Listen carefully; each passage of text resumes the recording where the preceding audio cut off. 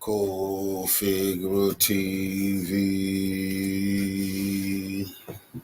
Revolutionary salute. Revolutionary salute. Like, share, subscribe. Welcome to the House of Revolution. You know I'm your humble host, the Yao Ming of Revolution, and we have a World War III alert. First, be sure to wipe your feet. That means hit the like button, like, share, subscribe. You in the House of Revolution. I got some late breaking news the revolutionaries can use. I've been warning about this. I've been telling y'all we would get here. Benjamin Netanyahu is out of control, and now he took us to the brink of World War III. Iran has vowed that they finna rock and roll. Let's get into the first part of this.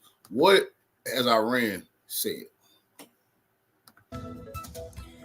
All right, in some news just coming in, Iran has unfurled a red flag on top of the iconic Holy Dome of Jamkaran Mosque in Qom. The unfurling of the iconic red flag is an old Shia tradition symbolizing that blood has been spilled unjustly and it must be avenged. The flag hoisting further underlines the seriousness of Iran's call to avenge the killing of Hamas's political leader Ismail Haniyeh in Tehran. In the past, the flag was raised in the year 2020, and that was after the killing of its commander Qasem Soleimani. Now, the last time they had to raise this red flag, the flag of revenge to avenge this killing, was in 2000. What they say 20 when they had Soleimani was killed. And then they bombarded Iraq, blew up United States military bases. So the last time this flag had to be raised, bases was bombarded and the U.S. was pumped in Iraq. That's a fact.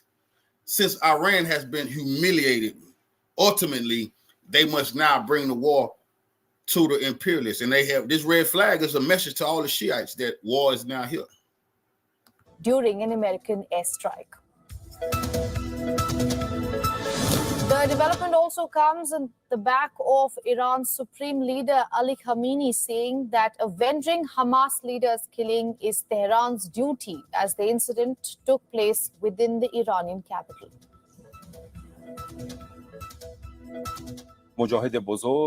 Following the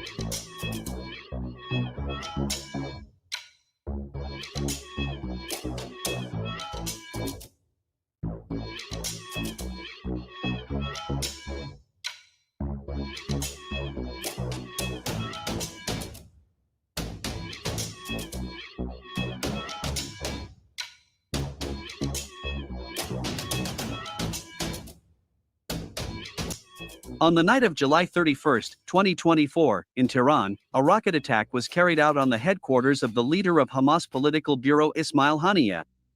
As a result of this missile attack, Ismail Haniyeh and one of his bodyguards died on the spot. Even though the top military leadership of the Israel Defense Forces has so far refused to comment on the elimination of the Hamas leader, Iranian officials said that it was the Israeli Air Force that was directly involved in this attack.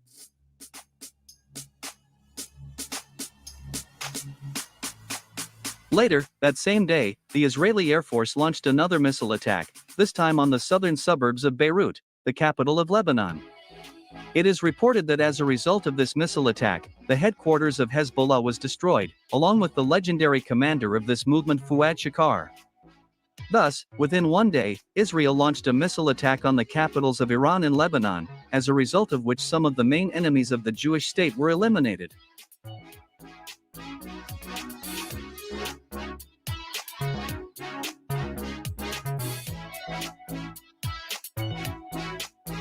Especially it is worth noting the missile strike on Iran. The missile attack on the capital of this state is a gross violation of the sovereignty of this country. In addition, the elimination of the Hamas leader in Tehran dealt a devastating reputational blow to Iran, as the Islamic Revolutionary Guard Corps and the country's special services could not prevent the physical elimination of the political leader of the Palestinian movement. Go all out now. At the moment, the Supreme National Security Council of Iran is holding an emergency meeting. Insiders in Tehran say that the Iranian military has already begun to develop a plan of response to Israeli aggression. Insiders claim that these actions by the Iranian side will be purely of a military technical nature.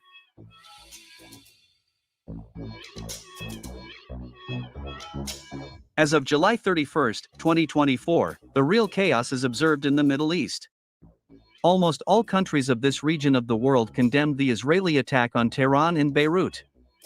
In particular, Turkish President Recep Tayyip Erdogan once again compared Israeli Prime Minister Benjamin Netanyahu to Adolf Hitler, saying that the Israeli leader would end his days in the same way as this most important Nazi.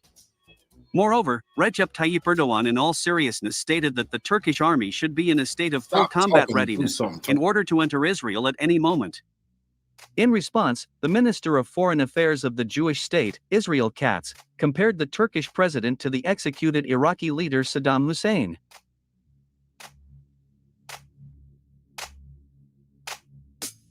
Commenting on the current situation in the Middle East, authoritative expert and analyst Victor Baranitz noted that Israel has set almost all countries of the Middle East against itself. And at the same time, Tel Aviv continues to provoke the outbreak of a major war in the Middle East. The expert noted that judging by what is happening, a big war cannot be avoided. And this war will escalate into a large-scale continental conflict, which will inevitably mark the beginning of the Third World War. At the same time, the expert noted that because of this war, Israel will repeat the fate of Ukraine and eventually lose its statehood in the same way. According to him, Israel has made very powerful and serious enemies, and even the United States will not be able to save the Jewish state in the event of a full-scale war.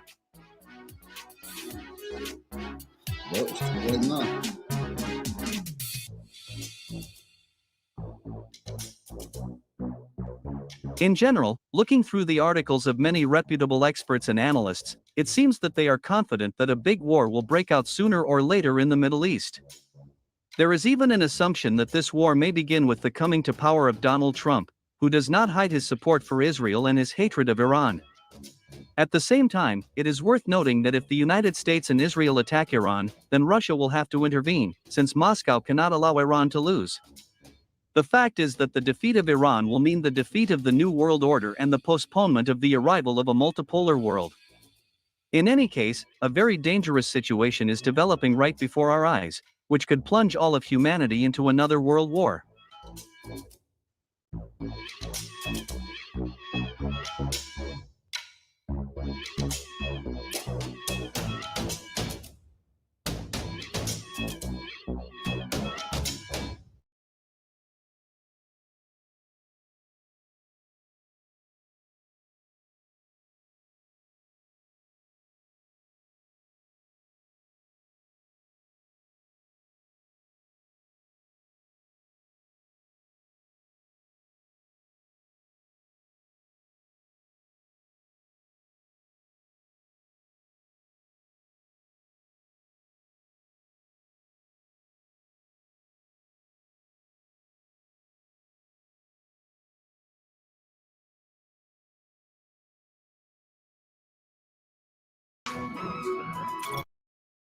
His death, attend the inauguration news that just happened. I'm just going to dive right in. So the Israelis just assassinated Ismail Haniyeh, who, as you know, is a senior leader in Hamas. He's the head of the political bureau, and they not only killed him, but killed him in Tehran. So he was in Iran, in the capital, to attend the inauguration of the new president, and they murdered him. I mean, it's like they're begging for a war. You know, the Israelis are begging for a war. You know, so let me explain what's happened in the last 24 hours. So they not only killed Ismail Haniyeh, but just before that, they had struck Dahia in Beirut, and claimed that they had killed Fuad Shukr. So, you know, this is not confirmed. I've reached out and you know, the last I heard is that he is under the rubble. You know, his death has not been confirmed, but when it comes to Ismail Haniya, his death has been confirmed. I found out about half an hour ago, 45 minutes ago, and yeah, it's confirmed. And Hamas have just released a statement. They've so their statement reads,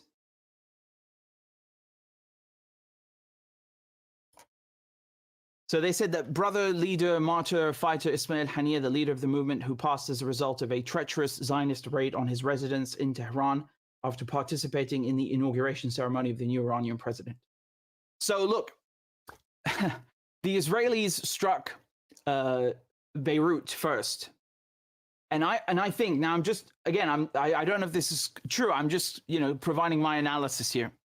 I think that their assassination or their attempted assassination of Fuad Shukr didn't pan out, because we know that they killed children, right? As usual.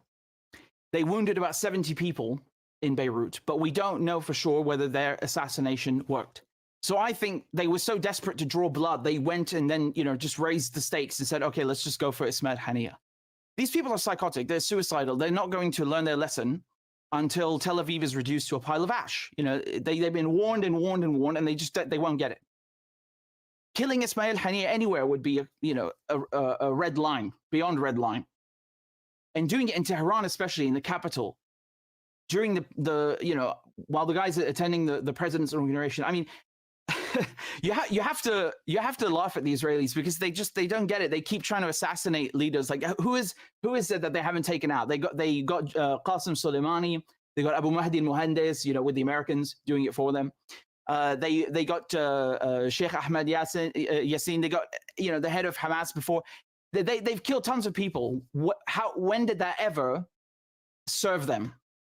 Every time they do this, they just make the resistance stronger. So, you know, in the end, Ismail Haniya was martyred. Okay, he didn't just die; he was martyred, which is an honor. It's, you know, it's like being killed in battle. Effectively, that's what happened. So it's a huge honor that he is a martyr now. And, you know, I'll just remind you that they killed over a dozen, so, you know, more than 12 of his family members before. Do you remember that a few months ago they assassinated his children and grandchildren in Gaza? Because remember, he doesn't live in Gaza, okay? So he is a part of Hamas, but he lives outside of Gaza in Qatar, okay? So they had killed his sister, they had killed 3 of his sons, 4 grandchildren. You know, these Israelis are sick. They love rape. They love murder. I mean, what do you want me to say? Just look at the last 24 hours. Look at the last 24 hours. We have Israelis rioting to defend rapists that have been arrested, rioting to defend the rapists, right? In the Knesset, publicly saying that, you know, they should be able to rape Palestinian hostages, and then killing children, bombing the oldest church in Gaza, doing assassinations. I mean, does this sound like a healthy society to you? It doesn't to me, okay? It certainly doesn't to me. So now we have to look at, I'm just going to show you a couple of videos. There's nothing from Tehran, but I'm just going to show you briefly what they did in Beirut just a few hours ago. Okay, so again, 70 people wounded, 3 people killed, 1 woman, 2 children.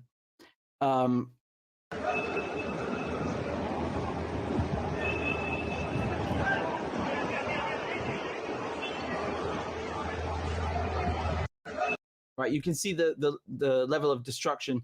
These are the 2 children that were killed, Hassan and Amira. And here you can see more of the destruction. I mean, they know this is a very densely populated area. They don't care. You know, the Israelis don't care. When has that ever stopped them?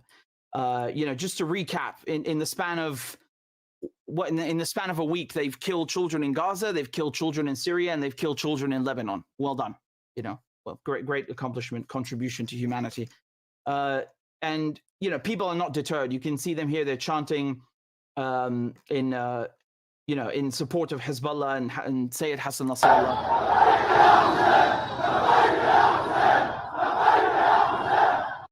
So the Israelis, I mean, they really just signed their own death warrant. What do you want me to say?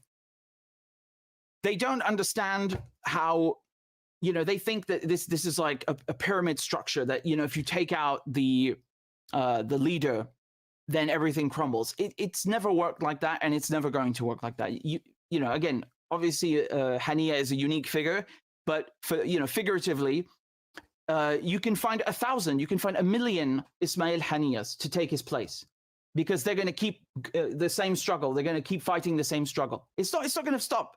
You're never going to. No amount of killing is going to prevent Palestine being liberated. It's not happening. Look how many they've killed in Gaza. Has that deterred anyone? On the contrary, it's galvanized the whole planet. So, you know, they can do whatever they can laugh like hyenas and think, oh, we killed Ismail Haniya. Yeah, well, you signed your own death warrant. You know, already a few hours ago when they did this with Beirut, it was becoming clear that they need to get out of Tel Aviv. You know, the people in Hezbollah were already saying, look, you know, if you want to try something, we're not going to elicit a measured response or a tempered response. It's going to be just as big or just as bad as what you do. We will reciprocate in full, if not go further. Okay. So you had bomb shelters being opened for the public in Tel Aviv because the Israelis know what's going to happen. They know what's going to happen. And the Israelis, they're still stuck in the 1990s. The Americans and the Israelis are still stuck in the 1990s because they think that, you know, okay, they have aerial supremacy, and that means everything, and that they can get away with anything. That's not the equation anymore. That's not how it works anymore. If you look at the Americans, they went and bombed Iraq as well in the last few hours. Okay, so just again to recap, Israel tried to assassinate, or did assassinate, we don't know yet, Fuad Shukr in Beirut, in Adahia. The United States bombed Kataib Hezbollah, which is not Hezbollah. It's a different. It's still part of the resistance, but it's not the Lebanese Hezbollah. In Iraq, they're part of the Hashd al-Sha'bi, and then the Israelis have now killed Ismail Haniya. Maybe it was a joint operation with the Americans. Who cares? I mean, we're talking about the same beast here, aren't we? So, how can you look at these events and then, you know, say that the Israelis don't want a war and they are not trying to escalate? Of course they are. They are absolutely trying to escalate. And if you really think they just murdered Ismail Haniya because of 12 Druze and Christian Syrian children, I mean, please go, you know, go away, really. I mean, this is ridiculous. It was already ridiculous when the Israelis were saying they were going to retaliate at all for something that happened in Syria to Syrian citizens, to Syrian children with Syrian names who are not Jewish and not Israeli. That was already ridiculous. And then even more ridiculous when they bombed Beirut, claiming that, you know, the children were the pretext.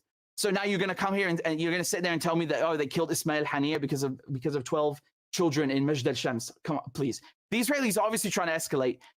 They've probably run out of options. But, you know, usually when you have empires or powers or entities in decline, because they're in decline, they become more desperate. You know, it's like someone struggling in quicksand. And so they lash out more, they become more brutal, they become less rational, they become more violent. It's a classic hallmark of a declining power. Okay, it's a classic feature of a declining power. The Americans are doing that, and the Israelis are doing that as well. So look, what's going to happen now? There are two ways this can go. But the result is going to be the same. You remember when the Israelis assassinated Saleh Haruri? They did that in Beirut, right? But he was Hamas. So Hezbollah did not go and respond in a way as if they had killed a Hezbollah member, but they still responded in a strong manner, and they hit the Meron base, right? So, which was a very significant target, and they hit it, and that was, you know, the retaliation for the assassination, and that was a milestone, so to speak. Now, when it comes to Ismail Haniya, he's not, you know, a member of the IRGC or an Iranian, but he was killed on Iranian soil. So there has to be some kind of, it's like the embassy when the consulate in Damascus, the Iranian consulate, that happened on technically, I know it's an embassy, but it's technically on Syrian soil in the Syrian capital, let's say. But nevertheless, it was Iran. It was also Iran being targeted. The same is true here. Although they're not the primary target, they are still being targeted. So, there's going to be some kind of response.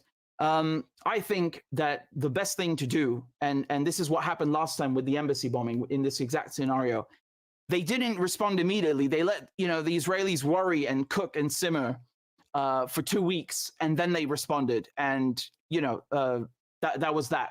And the whole resistance axis actually came with them. But this is really something completely different. Everything that I've talked about until now, the consulate, I mean, I can't believe I'm saying this, because to contemplate, an F-35 striking an embassy is outrageous. But the Israelis are so violent; they keep, raising or lowering rather the threshold. So my point is just that this assassination is so significant. This killing of Ismail Haniyeh, who's the second or third most important person in Hamas. I mean, again, we can argue about what position is the most important, but that's irrelevant. He is the top. He's part of the top leadership. He's top brass. It's so significant that they have everything is going to change now. We could very well be entering World War III right now. This is not an exaggeration. I'm not joking. We've had world wars start over far less, really over far less. Okay, I'm talking, mostly about World War I. But anyway, we could easily be entering World War III right now. This is really not a joke. It's that bad. It's that bad. I think the Israelis, the only strategy that they have left is this kind of thing. It's like, let's shock people. Let's annoy them. And get them fuming so much that they have to respond, and then we can get the Americans to come and back us up. That's what the Israelis are hoping. They can't do this by themselves. They need the Americans on board, right? And the Americans will only come to fight Iran if it's a really, if the threat or rather the fight is actually there. So, despite it being a big assassination, the strategic thing to do, perhaps, would be not to give the Israelis what they want, which is exactly that, a world war or a regional war, whatever you want to call it. Like I was saying before, regardless of whether this explodes and ignites now into a regional war, or whether they, Hezbollah and Iran and Hamas do not escalate it, or rather respond to Israel's escalation, the current situation, even if it stays how it is, with Hezbollah hitting barracks and outposts and radar facilities, that is still advantageous. Israelis are pinned down in Gaza. They are pinned down against Hezbollah in the north. They can't do anything. It's like slowly boiling a frog. The frog doesn't know it's being boiled. It's just going to stay in the water. So, one way or another, the Israelis are going to bring about their own demise. That's the point that I'm trying to get to. One way or another, they're finished. They're finished. This rapist, murdering colony is done for. It can't. We're never going back to how it was before October 7. We're never going back. The world has changed. It's had it with Israel. Murdering people and getting away with that. That is finished. This is over. This is over. So they can kill as many Ismail Haniyehs as they want. It's not going to stop the tide of change that is coming. It's just not going to do that. And history is provides that evidence. The proof is right there. They've killed. At any point in history, they've killed resistance leaders, and it failed, and it failed, and it failed, and it failed. And Israel gets weaker and weaker, and the resistance gets stronger and stronger. That is the trajectory. There's nothing you can do about it. There's nothing you can do about it. So, right now, honestly, I wouldn't be surprised if they started striking Tel Aviv or Haifa. And some people were a bit doubtful that the Israelis would be suffering or conceding casualties in any of these two, in either of these two, because, oh my God, this is so significant. It's not even been a few weeks, 2 weeks, that Yemen struck they struck inside of Tel Aviv twice in the same day. And what did Israel do? They bombed Hodeidah. Yes, it's bad, but still they couldn't really, that wasn't that big of a response. So we've already crossed that line. You know, the Israelis are already in a corner, if you will. So, you know, you can pick any resistance faction you want. They killed Mernier, right? They killed Mernier in Damascus. Did that help them? No. They killed Sheikh Ahmed. Did that help them? No. They killed General Soleimani. Didn't help them. They killed Abu Mahdi al-Muhandis. Didn't help them. They killed Arafat even. They poisoned him with polonium. Didn't help them. And the same is true with Saleh Haruri, and they can kill as many resistance leaders. Like I said, it's horizontal leadership and power structure, the resistance. It doesn't work like a pyramid. So you're not going to you know, dissuade people. On the contrary, you're just going to galvanize them more. So like I said, we go back to the analogy of the animal, you know, the beast thrashing in the quicksand and just, you know, bringing about its own demise more quickly. That's the only thing that's happening right now. They're really psychotic, though. I mean, they're really out for blood. I don't know how anyone with half a brain even could look at this and then say that the Israelis are rational actors, that they actually want peace. You're asking for shit. You're asking to be, you know, wiped out with this. I mean, this is such an affront. It's so wild. It's so outrageous. And that's the effect. That's what they want. The Israelis, they're good. You know, they come and they like claw people and they lash out and then like run back into a hole. That's the only thing they know how to do. It's the same thing in Syria. They go and they bomb and then they go back and with their planes and hide. You know, this is the only thing that they know how to do. They go and bomb Gaza and then they run back. They don't know how to do anything else. So, you know, this shock assassination stuff, it's not going to work. It's never worked for them before. Honestly, I'm just I'm just stunned that the people in the military, in the Israeli military, because some of them know what this means. They actually understand strategy, unlike the politicians. They must be ripping their hair out right now. They must be ripping their hair out. They must be tearing their hair out right now, looking at this, because they know what's coming. And honestly, if people thought like a few hours ago was bad, I mean, Christ, anything could happen. Anything, all options on the table. We could see Iran striking the Israelis in 20 minutes or not. But like I said, the end result is the same. Honestly, they should take the advice. It's not my advice. It's the advice of people in the resistance, and just leave. They should just leave. This is not ending in a nice way. They should go back to Poland or Ukraine or Morocco, wherever they came from, and that's it. It's over. It's really over. Forget it. This is the final nail in the coffin. They're so dumb. They're so dumb. You know, they could have just stopped committing genocide. They could have, pretended to respect two-state solution. I'm talking about decades ago. They could have at least put on a show. No. They had to be violent. They had to keep murdering people and stealing land, and just this is what happens when you have a spoiled brat like Israel. You have this bully that no one puts in check. That's what happens. They get more violent and they become more unhinged. This is the behavior of an unhinged, psychotic actor. Someone who wants peace does not behave like this. Someone who is aware of their weak strategic posture and their weak military posture does not behave like this. They seek diplomacy. They seek to make peace. They seek to quell and calm and soothe tensions. They do not go and escalate. And make no mistake, Israel has escalated since decades ago. Okay, this is not even a question of just now. I mean, they're invaders. These people are invaders. They have come from a foreign land and invaded the country. Their very presence is an escalation. Stealing homes is an escalation. Okay, so we can look at this in any way you like. The Israelis are at fault, and they have lost it. It's like they're seeing red right now. They can't even grasp what is in their own self-interest. Because if you're really Zionist, like an actual Zionist, and you want to have an Israel, you wouldn't, even a Zionist wouldn't behave like this. These people have turned into something even worse. I don't even know what to call them anymore. They are completely nuts. This is not going to serve them well. This is not going to serve them well. I suppose, in a sense, you could see a silver lining in this, that they're just going to bring about their own demise more quickly, I suppose. But again, really, I guarantee you there are people in the Israeli military right now who they can't believe that this happened.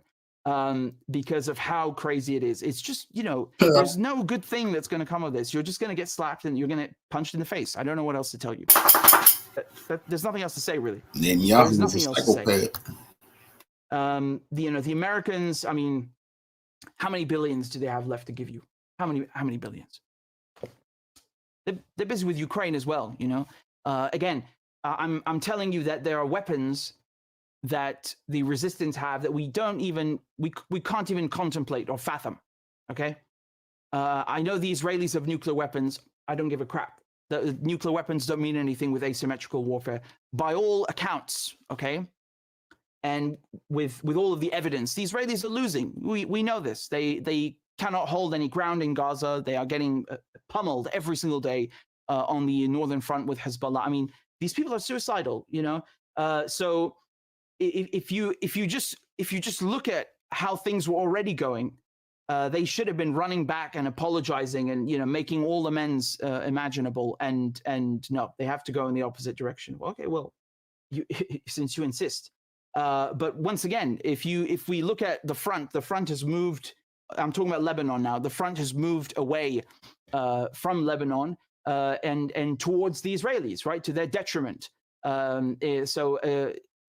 You know, they're losing already in that respect. The settlers already gone and put up in hotels. They're never coming back. They're never coming back. You know, 40% have said they're never coming back. And that was already a few months ago. I can't imagine them saying that. I imagine it's even more now who say they're never returning. So, you know, the colony itself, the idea of Israelis being there is falling apart because many of them see the danger and they say, okay, screw this. I'm taking out my Polish passport and I'm going back, you know, or I'm taking out the German passport and I'm going back. Right, which is the rational thing to do, the sensible, peaceful, diplomatic thing to do. Honestly, look at the Israelis. They're having to chase down drones that cost a few $1,000s with their jets because they don't have any functioning Iron Dome. What do you think is going to happen when this turns into a full-blown war, when Hezbollah and Hamas and Yemen and Syria and Iran and you know, the factions in the West Bank are all striking Haifa and Tel Aviv and Eilat and Ashdod and Ashkelon at the same time? What do you think is going to happen? You think they can't do it? They already showed you. They've shown you this several times. We already saw on April 13th, the whole resistance axis firing at Israel. Israel had to solicit the services of the French Navy and the Royal Navy and the US Navy and 50 million navies to come and save its wet ass. So nothing is going, and that was just a small taste of what is to come. That was a small taste. That was nothing. That was nothing. What do you think is going to happen when the real fireworks begin? No, nothing is going to save you. Those are weapons that we already know exist. Those are old generation rockets and missiles. Those are older generation drones. Hamas, Hezbollah, Iran, they haven't even brought out the new stuff. They've been saving that for this rainy day. They've been saving that for this rainy day, and they know all about you. They know all about what you have. Well, they better pull it out because it's raining. It's the resistance that's catching up, not the other way around. So no matter what happens, it's the Americans and Israelis who are losing their strategic advantage and losing their military advantage, not the other way around. Listen. This is going. Listen, see, he seemed like he's trying to convince himself that the resistance is finna. Listen. Netanyahu is a psychopath. All bets is off. Yes, Iran can do this. Hezbollah can do this. The resistance can do this. Israel just assassinated the Palestinian leader in Iran. Shocked the hell out of me. They're not Israel. That's like they don't give a fuck about none of that shit. They don't care. They're saying you're gonna have to do all of that. That's a bad sign for the world. Because that's World War III. See, Iran, it's not what they can do. It's what they're going to have to do because the leaders, if they want to sit as the head of revolution in the Middle East, they cannot allow this to go unpunished. That's why they just said we got to get busy. Well, they better help them get busy because all the talk and all that shit, that's over with. Israel not talking. And Iran need to stop pretending like their president died in a helicopter crash. That's disrespectful. They know damn well the U.S. and Iran and Israel assassinated their president. And that's the first problem. They got to stop pretending and tell the motherfucking truth. They got to stop playing. They say they wanted to build martyrdom culture. Cool, because now it's time to die for what you believe in, or Israel is going to pick them apart. Downhill. It's going to come crashing down on the Americans and Israelis. It already is. So again, keep up the assassinations if you want. It's not going to serve you. On the contrary, you're just going to bring about your own demise quicker. By all means. I mean, it's not my opinion or something that I'm not even expressing my opinion or what I want. I'm just telling you, I'm giving you and reporting to you what is happening on the field and what is going on politically and militarily and strategically. This is the truth. This is the truth.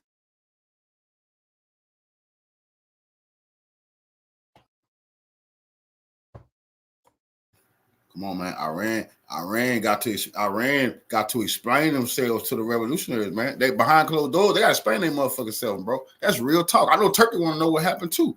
Come on, man. The leader of Palestine came to your country, bro, to lock hands with your president, and he was killed in his room by an airstrike. Nigga, this is Iran. What the hell is Israel doing? Flying missiles into your territory, bro. What's going on here? This could be a coup d'etat. You see, the supreme leader got to watch out. His number 2 was killed the president was killed in that plane crash. That was the number 2 man. The number 2 man before that was assassinated by Trump, Soleimani. They keep assassinating the leaders, the next man up in Iran.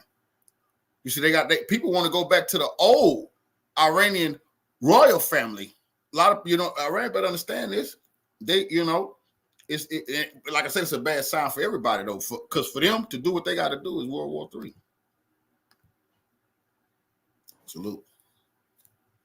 If you want an update on the rapists, by the way, I'll just give you a small update. So they released one of them. This is the IDF, the Israeli troops. They released one of them, and then you're not going to believe this. These soldiers are being charged.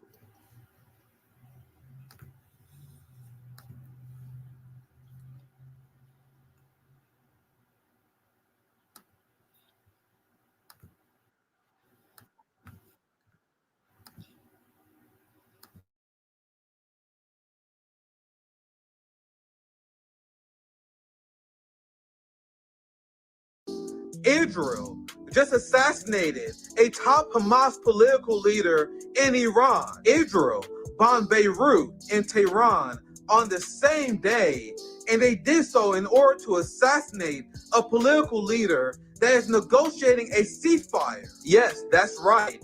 Israel just assassinated the top mediator from the Hamas side. How could anyone claim that Israel wants peace as they are murdering the mediators? The Zionist entity has nothing left other than war, genocide, and murder. This is what a death cult looks like. Israel has renormalized the use of rape, the use of torture, and bombing hospitals. And now they are normalizing assassinating political leaders as an act of war. Israel is attempting to drag humanity back to barbarism, and the West is fully allowing them to. Israel finally got what they wanted.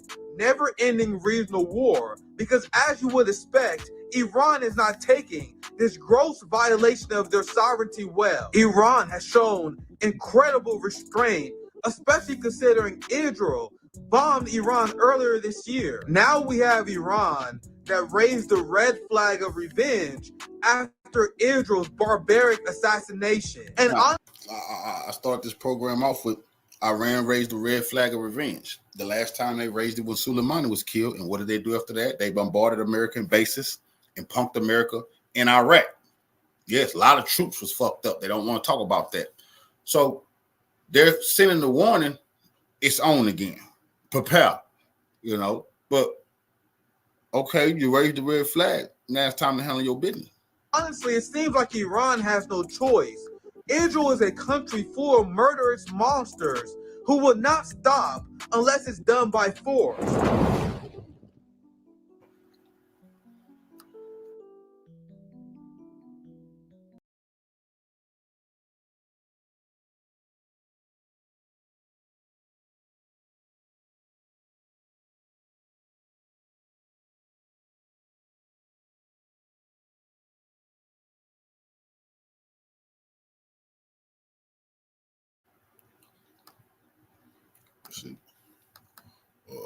Putin is preparing for this, though. You see, Iran playing games. Russia not playing.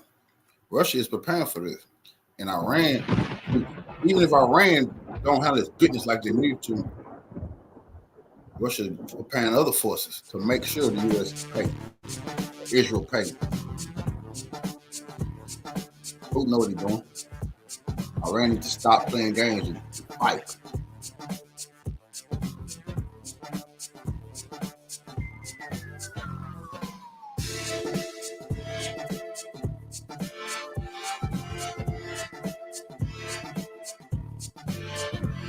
Iran that got too rich. Iran that got too rich. See when they start getting money now. Huh? They don't want to die. Well, guess what? Putin knows somebody who do. Who poor. They ain't worried about tomorrow. The Yemen rebels.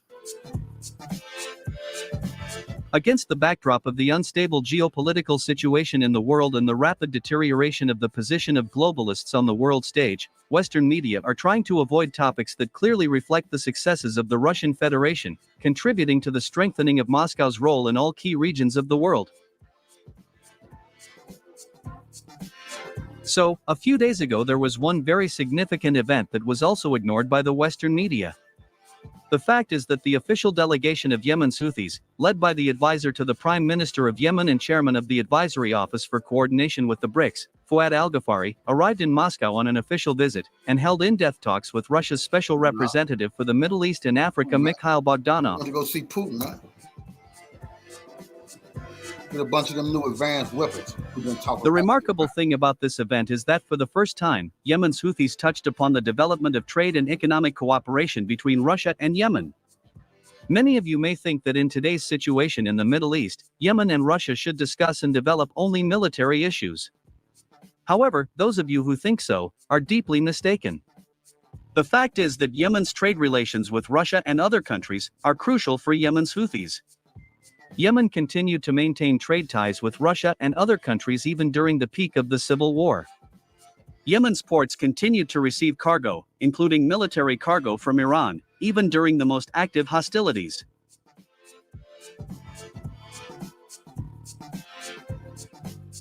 Secondly, you should understand that the rapidly changing situation in the geopolitical arena of the world requires all countries to prepare projects for the development of economic cooperation, calculated and formulated into specific plans. Yemen's Houthis are not stupid guys. They also understand all this perfectly well, and are trying to make the most of cooperation with Russia.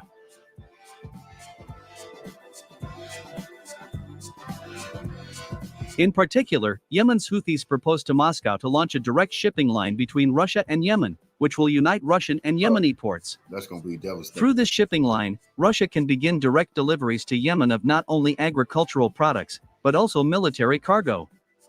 In turn, Yemen will export cotton and coffee to Russia, which Moscow imports in large quantities. Of course, in addition to agricultural products and weapons, Yemen also needs other goods from Russia. And everyone understands perfectly well that Yemen does not have enough money to pay for all this. However, given the fact that the actions of Yemen's Houthis in the Red Sea have brought great economic benefits to Russia, Moscow will give Yemen a discount on many of its goods. You won't be able to assassinate the leader of the Yemeni Houthi rebels. He'd never come above ground. And your bunker buster can't reach him. The fact is that thanks to Yemen's Houthis, Russia began to earn billions of dollars every month.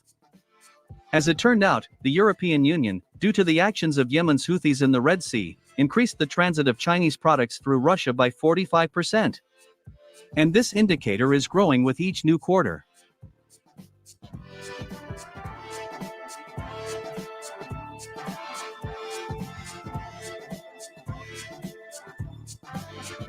Therefore, there is no doubt that Russia will provide Yemen's Houthis with all the necessary assistance, and even provide significant discounts on many of its products. In addition, the Russian side also discussed with Yemen's Houthis the creation of a railway that would unite the northern and southern parts of Yemen. It is obvious that this infrastructure project will become a key driver of the overall economic development of the Yemeni state. Thus, we see how Russia continues to strengthen its influence in the Middle East against the backdrop of the decline of the old world order and the arrival of a multipolar world. Russia is paying so much attention to Yemen for a reason, especially given the fact that the geographical location of this country, is a strategically important point on the world map.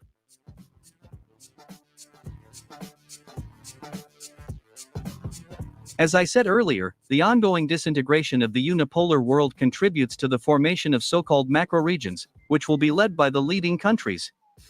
At the moment, many countries of the Middle East, including Iran, are integrating into the Russian macro-region.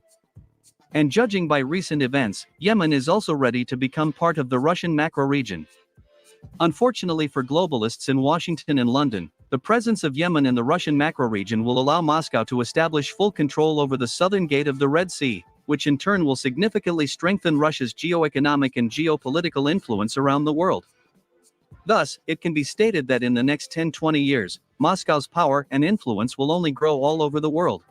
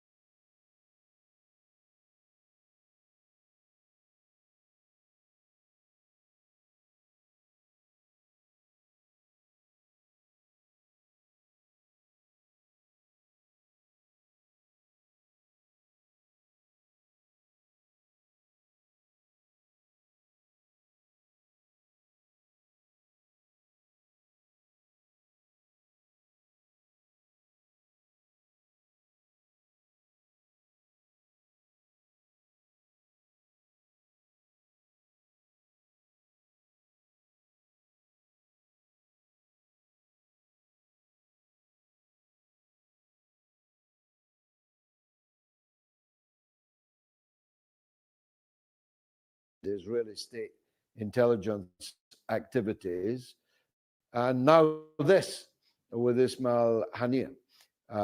I've seen a picture of the building in which he was staying, and it would appear to be quite a landmark building, begging the question why a guest of that importance, that significance, was staying there.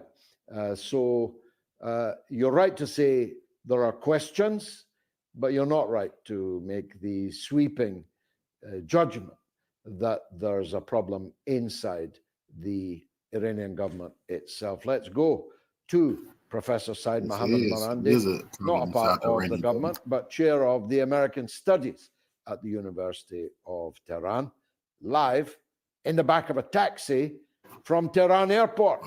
Well, Professor, I'm very glad that you were able to make it, albeit from the back of a taxi, and we're already seeing the visual results of that. I hope the audio is better than the picture. You're very, very dark. But if you can hear me, would you kindly bring us up to date on what you know so far about the murder of Ismail Haniyeh, the very, very significant and important Palestinian leader, at dawn this morning in Tehran? Well, as you know, I have just arrived, so I haven't been able to do anything really extraordinary. I don't think this line. Yeah, go ahead. That's better. Go ahead. Yes, I was saying that I don't think it is a major achievement for the Israeli regime to assassinate him, in the sense that gathering intelligence through the Americans, through the Europeans, for the Israelis is always possible. They're always being supported by Western powers, the Five Eyes, the U.S. Intelligence agencies provide Israel with the Israeli regime with all the intelligence that they need. It is, of course, a major setback for Iran, but Trump has been assassinated too, just recently. And whether it was a lone gunman or a conspiracy, he was assassinated, and he was almost killed. So I don't think that this is something unique to Iran. All of the Western embassies in Iran collaborate with the United States, and Western embassies in neighboring countries to Iran gather information about Iran. They're all working with the Israeli regime, just like they are helping the Israelis carry out the genocide in Gaza. We know that drones and other intelligence gathering equipment is used to help the Israelis in Gaza. What I can say is that, but he was living in Doha, and they didn't assassinate him there. They chose to assassinate him in Iran. There must be a reason for that. That's right. I think the reason for that is that there's no reason for them to assassinate him in Doha. Doha is closely linked to the United States. If the United States tells Qatar to expel Hamas, Qatar will do that.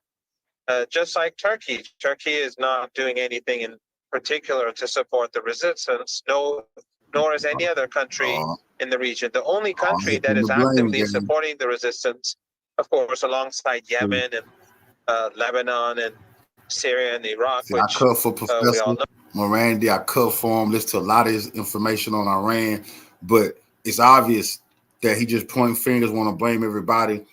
The revolutionaries don't want to hear that out of Iran. There ain't no blame Turkey. We the only ones, brother. He was in Iran. Y'all couldn't secure him. Do you know the motivation you have given the imperialists? You know that you Palestinians weeping today because they've been fighting so valiantly and so hard for their leader to be killed in Iran. Iran got to take responsibility. And here's no reason to be blaming everybody else.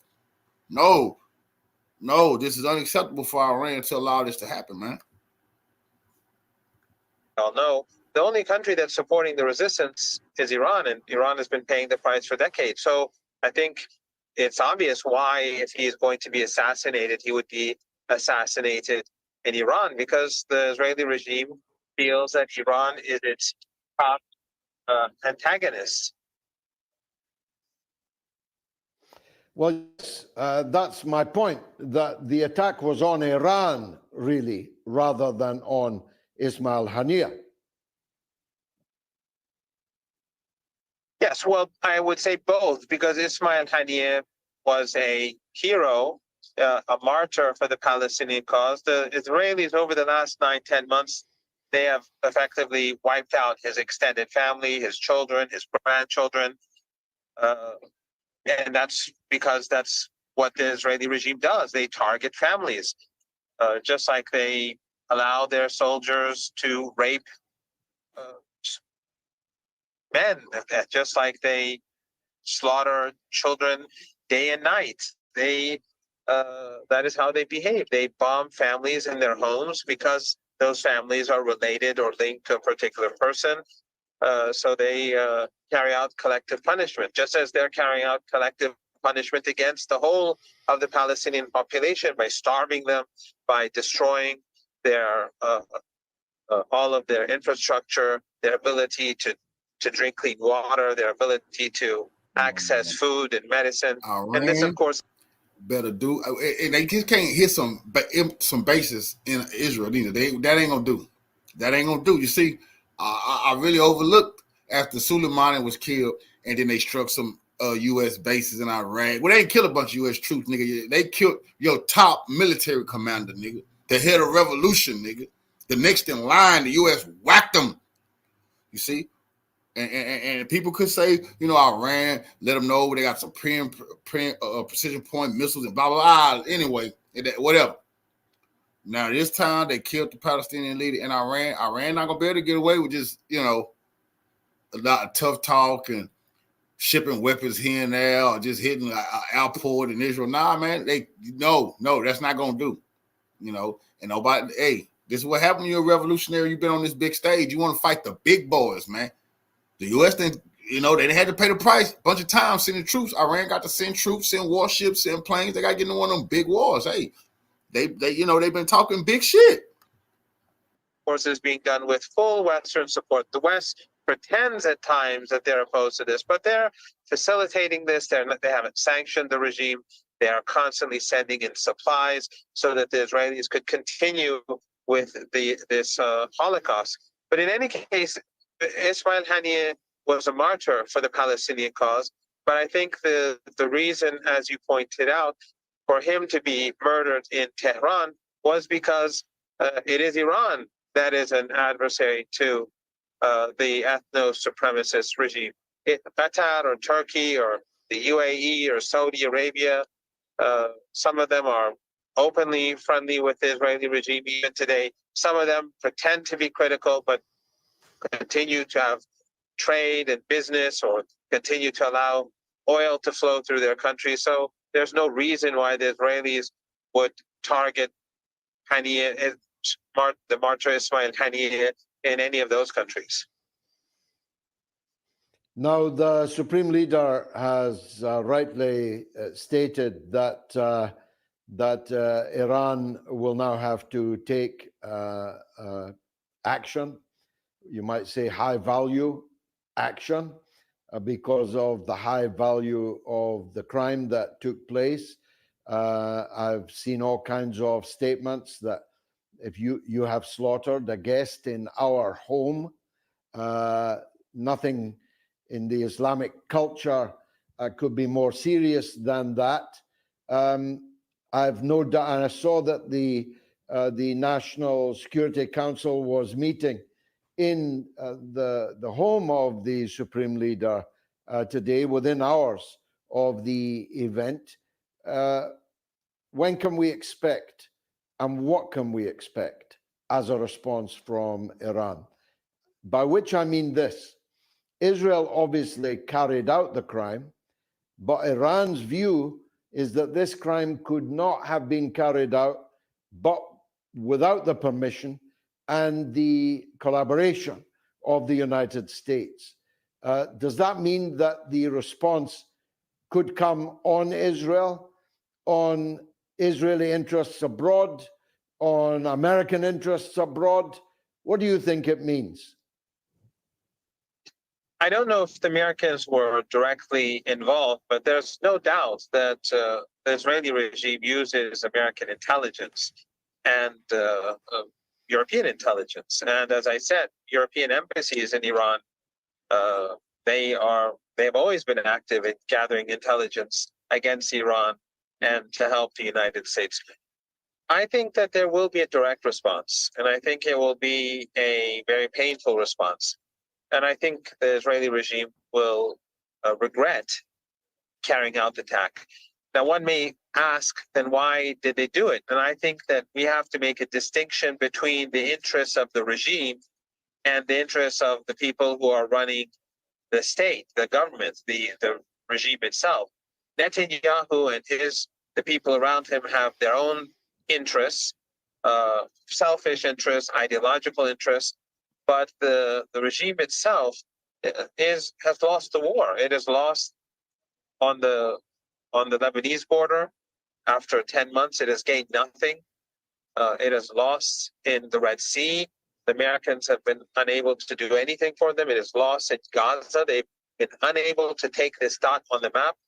Slaughtering innocent people, killing a few commanders here and there doesn't change the reality on the ground, that the Israeli regime is it's unable to win the war. It has lost the confidence of business leaders across the world. No one is going to invest in Israel in future. It's a small, puny, vulnerable regime, and everyone sees it for what it is. It is no longer seen as this invincible country or state that has fantastic intelligence gathering capabilities and that its technology is second to none. It has shown how deeply vulnerable it is, and I think that it is rapidly on the decline. So any escalation is only going to make this worse. It may serve Netanyahu's purposes, but it definitely is not going to serve the purposes of the regime itself. The regime is in a dead end. The longer the war lasts, the worse it is for the regime. It only deepens and strengthens global hostility towards the regime because of the genocide. And in addition to that, an escalation will only humiliate the regime further. So again, I think that we have to make a distinction between the interests of the Netanyahus in Israel, who may think that they've achieved something by murdering a person or by killing women and children, but the regime itself is being delegitimized. It is seen as weak and vulnerable, and any expansion of the war is only going to make it look worse. When the Iranians strike the Israelis, they will be seen as vulnerable. And no matter how the Western going to make things worse for the regime. Finally, and I'm grateful to you taking these extraordinary steps to talk to us at all from the back of a taxi having just arrived from Tehran. It's confirmed that the senior Hezbollah leader, Fuad Shukr, was one of the fatalities in the terrorist attack on an apartment block in the Dahia in the southern part of Beirut. But there are also reports of another Iranian general of the IRGC also being assassinated in Lebanon today. Are you able to shed any light on either or both of those cases? I don't have any information about a Lebanese, an Iranian general, because I just returned, as you know, from Venezuela, and I was an observer for the election, and that is a fascinating story in itself. What the United States is trying to do in Venezuela. It reminds me of what they tried to do in Iran in 2009. But in any case, I don't have any information on that. What I can say is that it's not going to make a difference, even if they have assassinated an Iranian general, which I can't confirm. But even if they murder the leaders of the resistance, even if they murder the leaders of Iran, it's not going to make a difference. These are organizations, these are countries, these are people and groups that have each of them have many thousands of people who are capable and quite willing to carry on with the struggle and replace the martyrs. And we've experienced this for over 40 years now. Hezbollah has experienced this. Hamas, Ansarullah, or the Houthis, as the West likes to call them, Iran.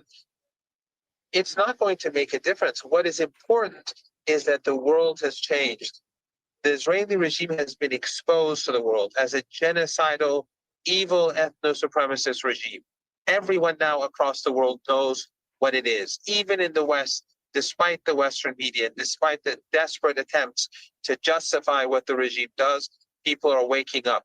On the other hand, the regime has been exposed as weak and vulnerable after 10 months and of slaughter and genocide and murdering combatants. Where is the Israeli regime today? It's fighting a war on the border with Lebanon with zero progress. It is fighting in Gaza with zero progress, and the Americans are fighting on its behalf in the Red Sea with zero progress. And that will continue. If it doesn't get worse, it's definitely not going to get any better for the regime. And a regime like Israel, if it cannot defeat Hamas after 10 months, if it cannot defeat Hezbollah after 10 months, then I think the world will conclude that this regime simply cannot last. Professor Morandi, as always, thank you very much for joining us on the Mother of All Talk Shows. Let me go to Quebec.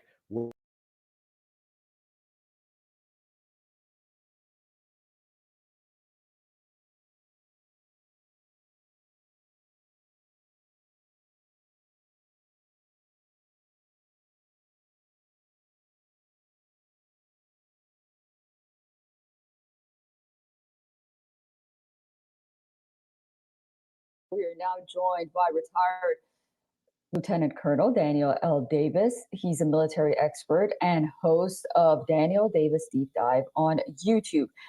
Thank you so much for joining us on WION and coming back. I guess the question many are asking is, what implications does the assassination of Hania have for the already volatile Israel-Gaza conflict, and how might it impact regional dynamics with Iran's involvement at this point? Every way it's bad, quite frankly. Hania was, by all accounts, was personally taking part in lots of the negotiations to try to find a ceasefire. He'd been doing shuttle diplomacy between a number of locations, and to take him out when allegedly, at least according to some reports, the sides were getting close to being able to make some sort of an agreement.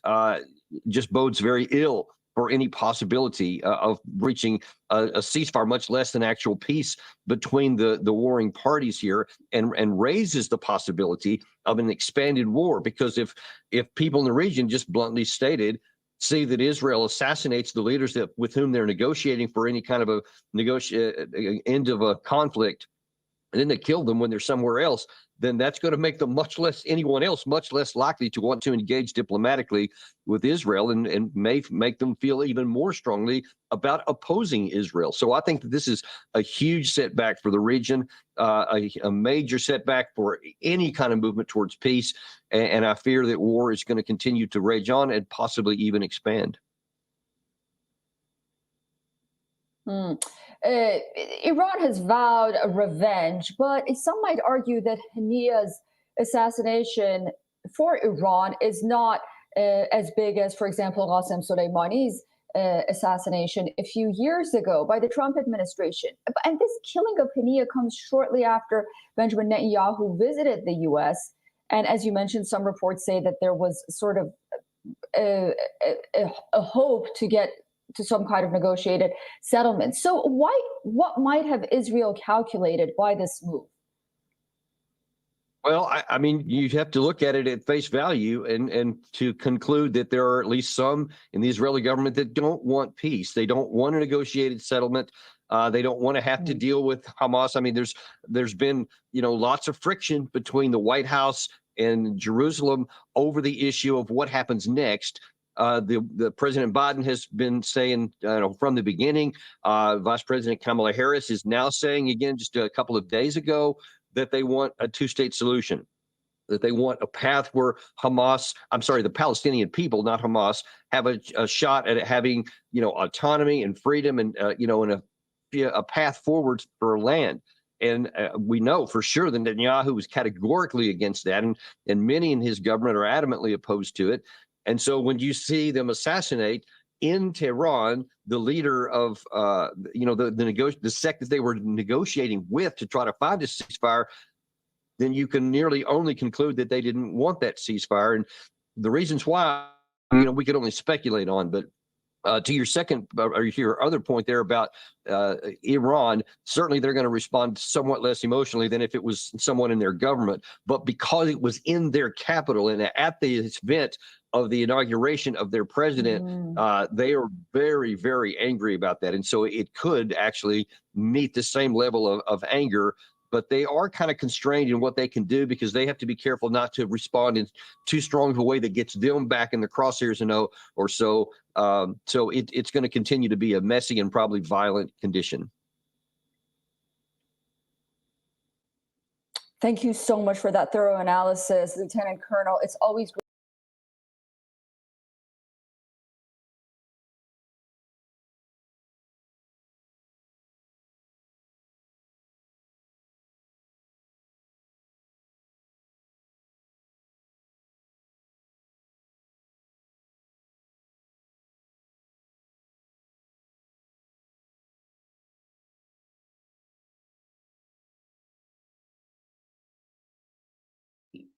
Larry, who's behind the assassination of the head of Hamas in Iran? Well, I think Israel is. In fact, Israel's taking credit for it. Netanyahu's out telling, we've dealt with the three H's: the Houthis, Hamas, Hezbollah. It's clear that the Israel coordinated this in advance with the United States and the United Kingdom. because reports are coming out that of U.S. naval ships carrying U.S. Marines, a unit of U.S. Marines is headed towards Israel off the coast. They're there, can be in Israel and Lebanon to potentially evacuate U.S. citizens or citizens of other countries when a war breaks out. Well, they fully anticipate that a war is going to break out. Why? Because they've talked to, coordinated this all with Israel in advance. To carry out an assassination like this inside Tehran, it's still not clear how it was done. But it is an act of war. I'd say it's a violation of international law. Israel gets to be the only country in the world outside the United States that it can attack any other country at once and be not held accountable. So it bombs Beirut, it bombs Lebanon, it bombs Syria, it bombs Iran, it bombs Iraq. Someone is, so you got to take the gun away from them. Israel's dangerous. Someone in the region has got to shut them down. But I fear the only way that's going to be done. I mean, what Israel has become is pure evil. They are as bad as the Nazis. They are raping male prisoners, Palestinians, using broomsticks, vegetables, and even themselves. Anal rape. They are, in fact, Israeli military, at least some, still have a conscience. And Gallant apparently ordered military police to go arrest these prison guards, and they did. And it ended up being a big brawl. In fact, you had an open debate at one of the government sessions where some of the ministers that are connected to Ben Gvir's element of the party are saying it's entirely justifiable to rape male and female prisoners. I mean, this is inhuman. And they claim that they've got an order from God to do this. If there is a God, they'll burn in hell for this, for what they're doing. But right now, the other countries in the region, Egypt, Jordan, Lebanon, Turkey, Saudi Arabia, Iraq, and Iran, in a way, they're complicit. They're allowing this to go on. They're not doing what they could actually do to bring an end to this. And I keep talking about it. It's real simple. Shut down the oil that's flowing through Turkey. So if you've got a group that's backed by Iran, tell that group to go blow up that pipeline, blow it up, destroy it, shut it down. Of course, Turkey, Erdogan, could do it right now, today. And the beauty of that, of cutting the oil off from Israel, is it's like it's going to deprive them of what they need to keep their war going. That war depends upon fuel and gasoline, or at least it forced them to severely cut back and curtail their operations. But nobody's doing it. And so, every day they're, killing dozens of Palestinian children and women. They just murdered 2 more journalists that work for Al Jazeera. So, the Zionists, they're a bunch of murderous thugs. They're criminals. They need to be stopped. And nobody's stopping it. It seems that there were negotiations going on in Qatar between Hamas and Israel. Right now, Israel decides to assassinate the head of Hamas. And do you understand what's in their mind? Do they really want to negotiate? What's their plan for the future? They don't want to negotiate. They're not interested in peace. They're not interested in any kind of solution that gives the Palestinians any kind of power or autonomy. The Zionists that are behind this, they want them all to die. They want the Palestinians to die. They don't care if they rape them. They don't care if they rob them. They don't care if they kill them. They don't care if it's an armed fighter or if it's a child, a 2-year-old toddler. They want them dead. And Israel sent a very clear message. They killed the guy that they're negotiating with. At this point, I think, Hamas has just got to step back and say, look, this can't be achieved through negotiation. Same with Hezbollah. The Chinese brought together 14 different Palestinian groups 2 weeks ago in an agreement that they would all work together. I can't believe sort of what I'm feeling now these days. I could never have believed that time would come when I'd want to see the destruction of Israel. My own view is Israel should no longer exist as a nation. It should be wiped off the face of the earth. It's an abomination. It's wanton murder of others. It is just, in my view, evil. And they always try to project that it's Hezbollah and Hamas who are the terrorists doing all the killing. And I can show you the statistics compiled by the Israeli Ministry of Foreign Affairs on its own website, details how many Israelis have been killed in these, quote, terrorist attacks. And, like Hamas in particular is mentioned in only just a fraction of, less than 20%. So, and the total number of deaths for Israel over that 24-year period is less than 2,000 people. So we're not talking massive numbers. Whereas, since October 7th, the Israelis have, they're killing close to 50,000 Palestinians. Yeah, I mean, it's so disproportionate. It's really difficult to explain. Yeah. Right after this attack, Anthony Blinken said that they didn't know anything about what He's has happened lying. today. He's lying.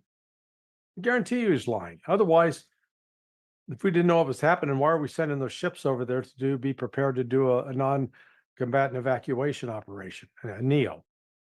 Huh? They're just happy coincidence? I don't believe in coincidence.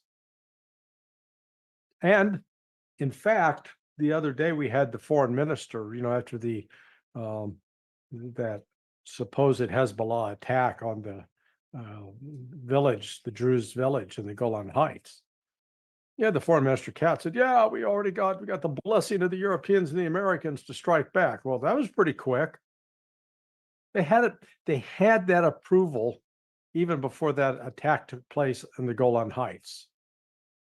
And whether that was a deliberate attack by Israel, or if it was just an errant Iron Dome missile that fell there, or an errant Iron Dome missile that hit a Hezbollah missile and it fell into that area, that was not a Hezbollah attack. Hezbollah had no incentive. And in fact, Hezbollah has actually been going out of its way to try to avoid ramping this conflict up. I don't know if that's going to be possible now with the additional murder of this Hezbollah commander on top of the murder of the head of the Politburo for Hamas. I think Israel is this thing. So we can, the problem is they get away with this so many times.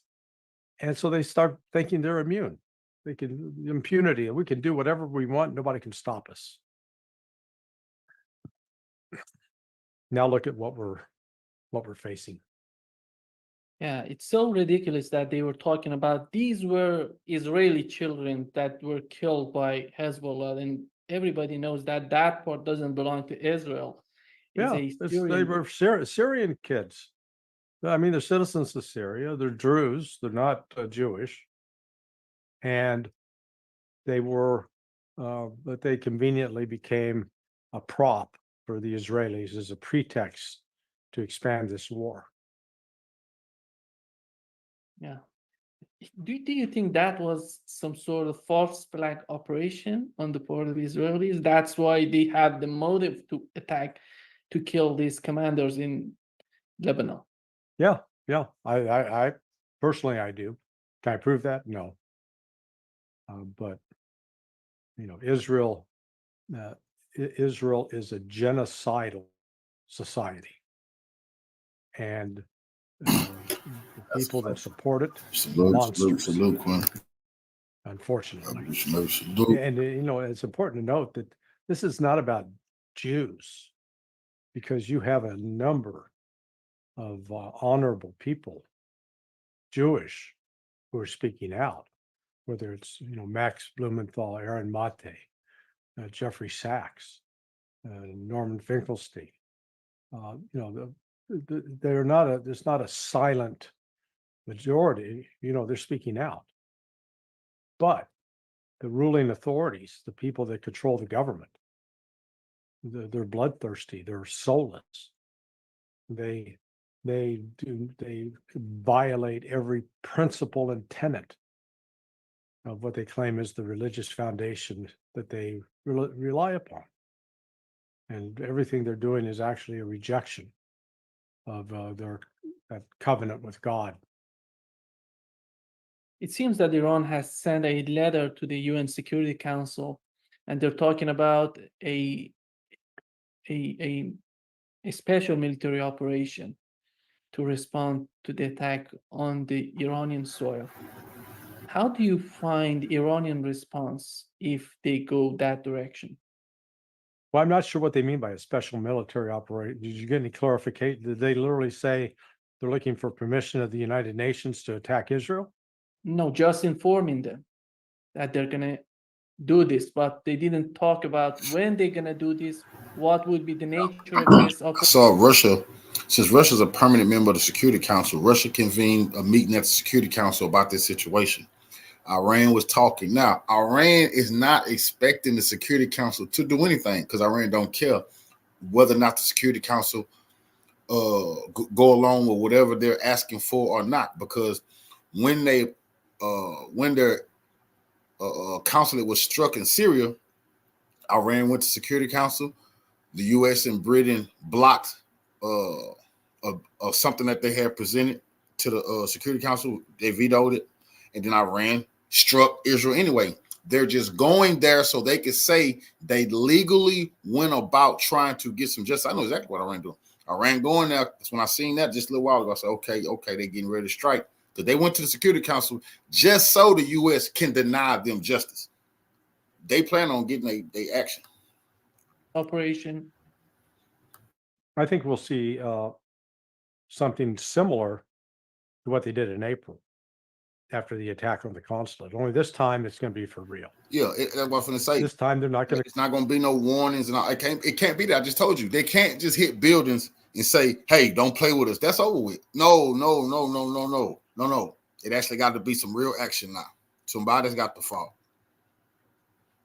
Coordinate with the United States in advance to put on a show in Israel. Because what they did in April was to try to demonstrate to Israel, hey, we can reach out and touch you too if you keep this up. And Israel just, that didn't work. They bought into their own lies and own self-deceit that they're so good, they're so powerful, and Iran's so weak. So I think you will see another massive drone onslaught initially to draw the Israeli fire that will be followed by ballistic missiles that are going to be well targeted and will hit their targets. Well, Iran does have very worrisome weaknesses that Israel absolutely exposed by assassinating the Palestinian leader in Iran in a missile strike. That not a bomb. Now, it would have been different had a terrorist blew himself up or a car bomb went off in Iran. That's different. But for a missile to hit where that man was sleeping, now that's a supreme flex of military power. And even I'm saying that Israel flexed on Iran, and Iran got to stand up to that. And will cause significant damage to Israeli military facilities, possibly its nuclear facility in the south. I think Iran means business on this, and I expect out of that Israel's going to try to retaliate, and things going to get out of control. Because that's one thing about these people. They don't care. They kept pushing Putin. It's like they steady pushing him, Putin, so Putin started having to show him he was done playing. Yeah, you got to show these people they don't give a damn about you warning them and you letting them know what you will do. They don't. These people is vicious psychopaths, and their bloodline's been ruling this earth for a long time. They're not playing with Iran, they're not playing with Russia. China better get ready.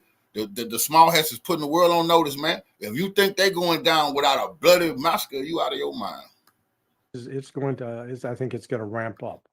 I don't see this being contained. I don't see the Iranians stepping back and saying, "Oh, let's just take a The deep Africans breath." better get ready. They on the list. They came. This We is better get ready over here too. It's a little bit like the election ain't gonna reaction leave us out. of Al Pacino in Godfather 2, where they go into his house with my wife and children and try to kill him. I think that's how the Iranians are going to react. That you've come into our house and you've threatened our people in the very heart of our capital. You're not going to get away with this. It's not going to go unanswered. Listen, it's also a Game of Thrones. Turkey waiting for Iran to show weakness, so the Ottoman Empire could seize the leadership of the Muslim world again. Now, Iran is not the leader of Sunni Islam, but Hamas is getting a bunch of respect. They're Sunni, and with Iran helping Hamas, the Sunni world has shed all that. They've been looking up to Iran for what Iran is doing for Hamas. But Hamas leader has been whacked in Iran. I can guarantee you the Sunni world sitting there shaking their head like, you better do something or your ass in with this. Turkey waiting for Iran to drop the goddamn ball so they can seize the mantle of the leader of the Islamic world, and then they might make a move. And the thing that's different is Iran has China and Russia in its corner. Yeah, it's so amazing that Russia said that everything that Israel is doing, they're condemning everything that Israel is doing. They're not talking about just a specific, just a single act on the part of Israelis. Everything that they're doing. No. The Israelis are beyond bullies. Like I said, they are behaving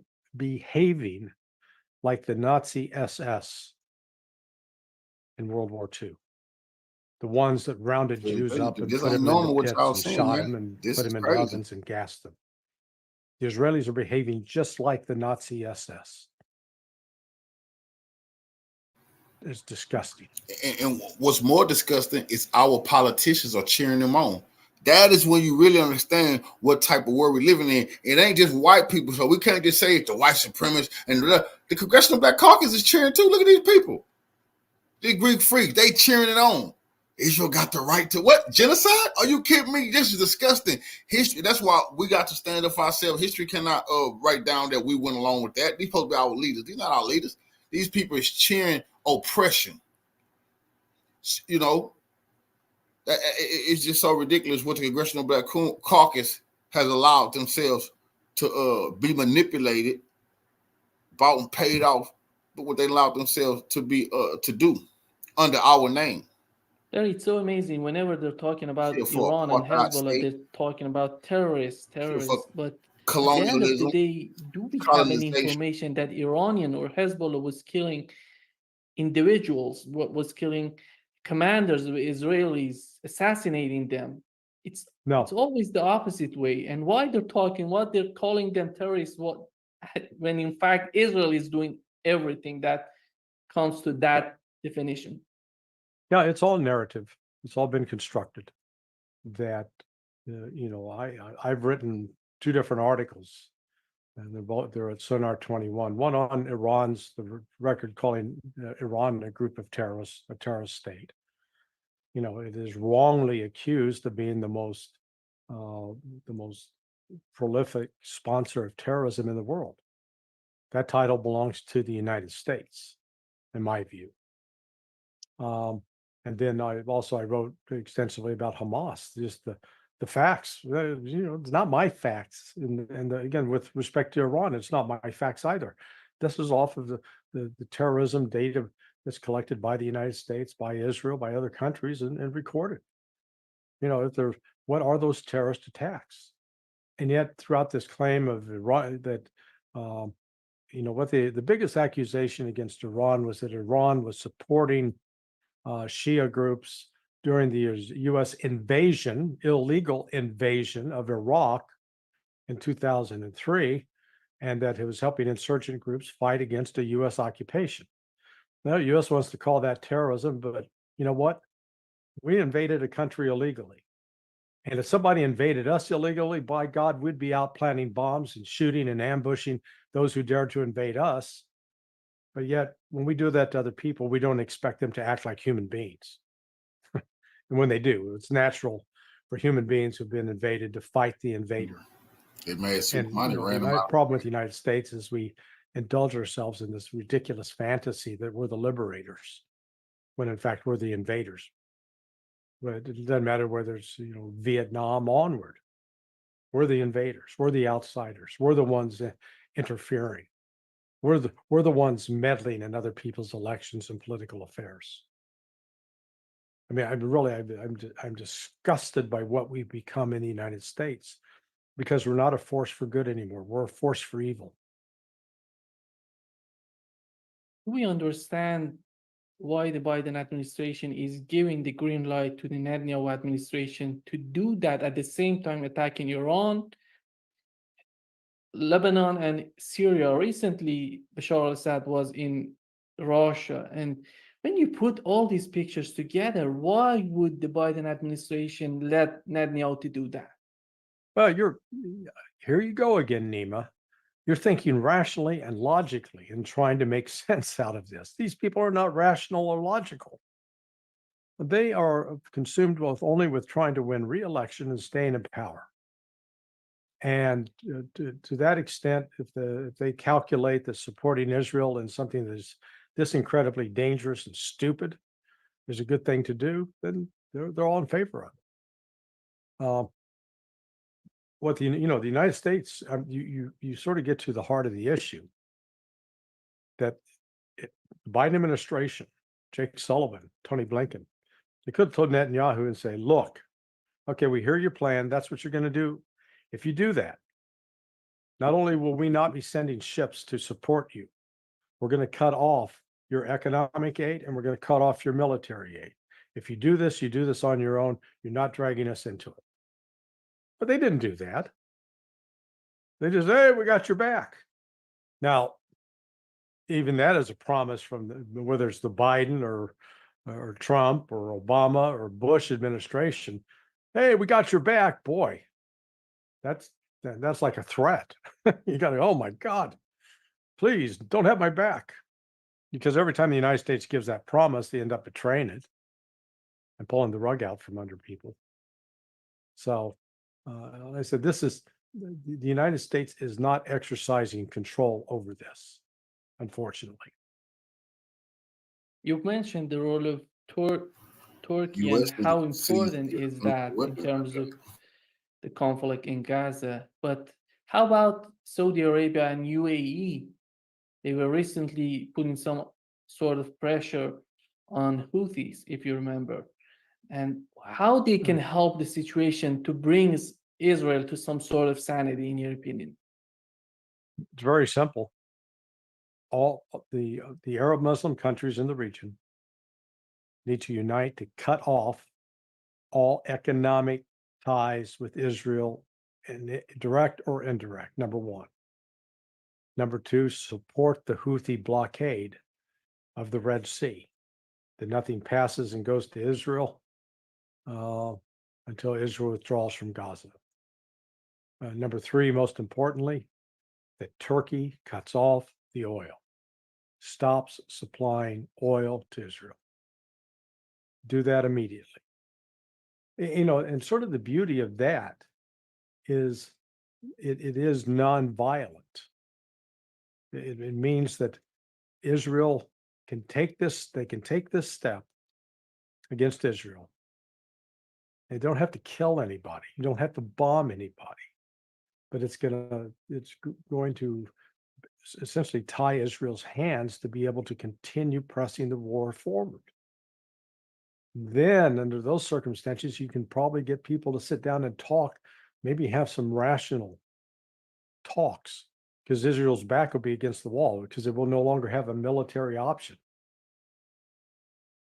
the one that it can sustain. But nobody's doing that. Like I said, Turkey's the one that really holds some significant cards in this, and they're still worried about making money for Erdogan and his family and his corrupt friends. I probably shouldn't plan a trip to Turkey anytime soon, too. But do you think that Iran and Hezbollah could manage this situation right now? Because the tensions right now are so high, and it can come to some sort of emotional decisions on the part of Iran and Hezbollah. But how we can understand the behavior of Iran and Hezbollah? How, from what we've seen so far? Well, Hezbollah, Hezbollah is not going to give up. Let's start with Hamas. Hamas is not going to give up, and so they will remain a thorn in the Israeli side. But the people are going to be they're going to continue to die of disease, of starvation, as well as from bombs and bullets. That's okay with the Israelis. That's what they want. They want to exterminate these people. That's what folks need to get through their head. Hezbollah has been attacking Israel, but Israeli military targets with some consistency since, October 10th, 11th, going back that far. But they've avoided it to this point, escalating it and operating within their capability of launching strikes deep into Israel. That may change now. They may decide that, okay, now the time has come that they're going to have to up the ante on Israel and really try to hurt it. And if they do that in concert with Iran, then Israel's going to be faced with a real military problem and may be tempted to try to use tactical nuclear weapons. Which, if they do, it's going to kill a lot of people, particularly in Lebanon or maybe in Iran. But Iran very well could be in a position where it could fire back. Pakistan has already weighed in. Hey, our weapons are available for use by Turkey if necessary. So, I mean, this thing is so incredibly dangerous. It'd be one thing if we could point to history and say, as long as we kill this person, the war stops. Hitler killed himself. That didn't stop the war immediately. Kept going. So this is not about just if we can only kill one person or kill a group of people, kill their leadership. No, well, in war, you want to kill leadership because it weakens the ability of the enemy, may make them more unpredictable or uncontrollable. But, as far as it's got to be, if that's your only strategy, just killing, what is it you're trying to create? What is it you're trying to achieve?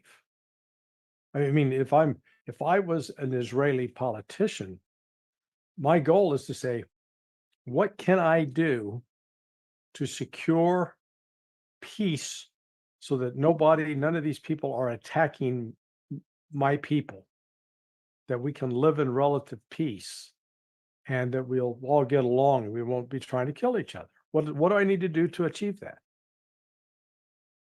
Well, what's going to happen in Israel is you're going to have to move out about 800,000 settlers from the West Bank that have illegally occupied Palestinian territory. Well, that's not going to happen. Those people are crazy. They're not. You can't deal with them rationally. When you listen to the likes of Itamar Ben Gvir and Bezalel Smotrich, they're representative of that crowd. They're dangerous. So it's just. I'm afraid that this is, they're going to fight this one out and a lot of blood's going to be shed. And the Israelis, for the first time in 70 years, they're going to experience terrible, terrible losses. Losses to the extent it may raise into question whether Israel can continue to exist as a nation. The question is how the United States, together with the United Kingdom, can help them if something big happens in that region. Well, they've got limited ability. What are they going to do? Send troops? What troops? You got to land them someplace, then you got to feed them, got to support them, you got to be able to move them from point A to point B. Hell, the United States couldn't even construct a good dock off the coast of Gaza, a port, a floating port. That kept breaking up. So much for our, terrific engineering capabilities. We can launch airstrikes. Look how effective airstrikes have been in Yemen against the Houthis. That certainly has stopped them from firing those missiles, hasn't it? No. That ain't gonna Hasn't. work. And so, I mean, in the history of air warfare, the promise that air is going to bring a solution has never worked out. It's just one of those Air Force fantasies, myths. But they keep pushing it. Oh, just give us another chance. We'll bring an end to this. Okay. What I look forward to is if, one of the scenarios is if the United States gets engaged and starts bombing Hezbollah and Turkey decides to engage, Turkey doesn't have to worry about going into, passing through Syria and Lebanon. It could carry out attacks in Cyprus because you've got a Turkish side and a Greek side. And the Turks could launch attacks upon the Greek bases, which are basically RAF and US bases. It could also be a spot where massive drones could be launched at US aircraft carriers in the area. If you get a massive drone swarm that, you don't have to sink the ship. All you have to do is attack the deck. You attack the deck, cause damage to the deck. Those planes can't take off and land, and that aircraft carriers are now useless.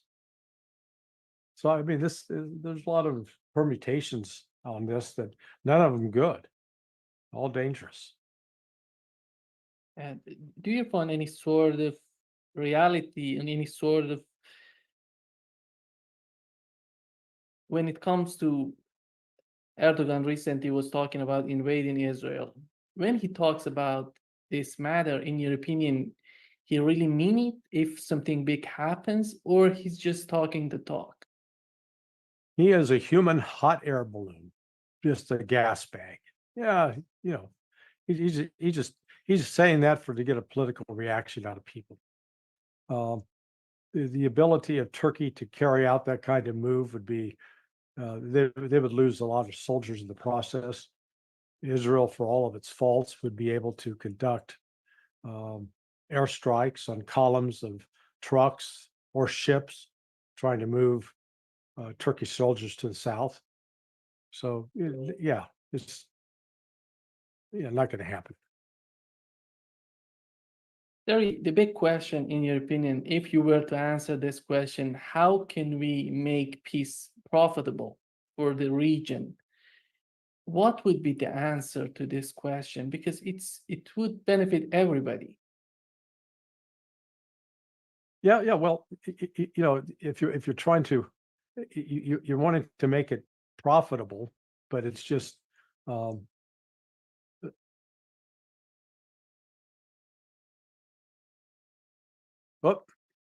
Can you hear me? Yeah, I can hear you. Sorry.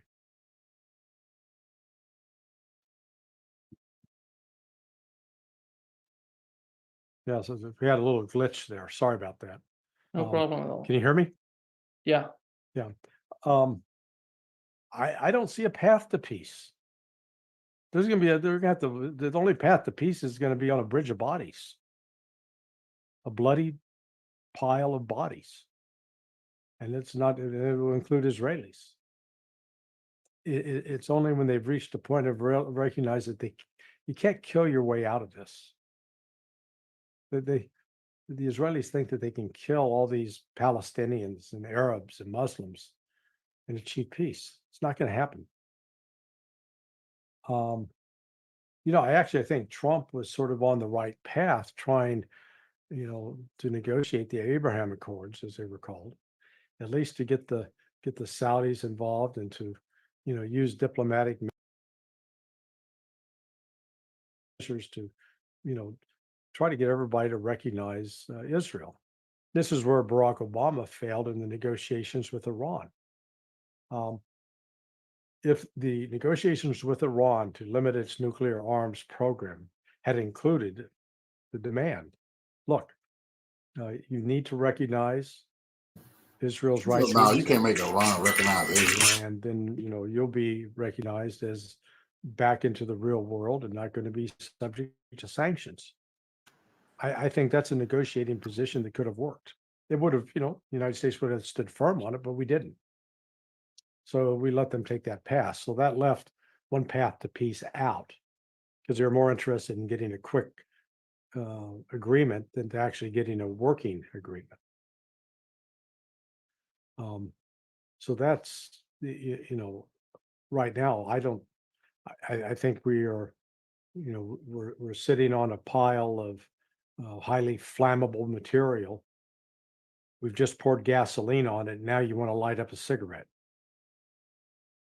It's going to blow and it's going to burn. And, as we've seen repeatedly, people thought the Civil War in America would be over in a month. People thought the World War I would have been over within weeks. These things tend on to take a life on their own. Larry, how did you find the situation in Venezuela? It's so much complicated. Elon Musk was getting involved, and unbelievable what he was doing and what he's doing right now. It's one more example of U.S. meddling in a foreign election. We get all upset. Oh my God, the Russians are trying to meddle in our elections. How dare, stay the hell out. Yeah, we run around the world meddling in every other country, including Venezuela. Now, is Maduro some great Democrat? No. Do I think he's corrupt and power hungry? Yes. But that's a problem for Venezuelans to sort out. The problem is when the Venezuelans try to sort it out, they're relying upon foreigners who have other ulterior motives. The motive for the West is we want to get control of that Venezuelan oil. My God, can't have Maduro with control of that oil. Oh, he's not under our thumb. He aligns himself with those damn Iranians. Can't have that. So the United States is eager to try to promote a color revolution. And, the puppet figure, have you seen the picture of the guy that they were claiming, that he was the one put forward as the candidate for president? He looked like a miniature version of Joe Biden, just as confused and the blank stare on his face. And, he looked like he'd had all the testosterone sucked out of his body. And the woman, the power behind the throne, and they're trying to make a pretense that this is a democratic election. Please, on either side. I give Maduro credit that if he stole the election, at least he stole it to the style of saying, I only won 51% of the vote. I mean, the usual way for dictators, as in our popular mythology, is they win 85%, 90, 95%, but he didn't do that.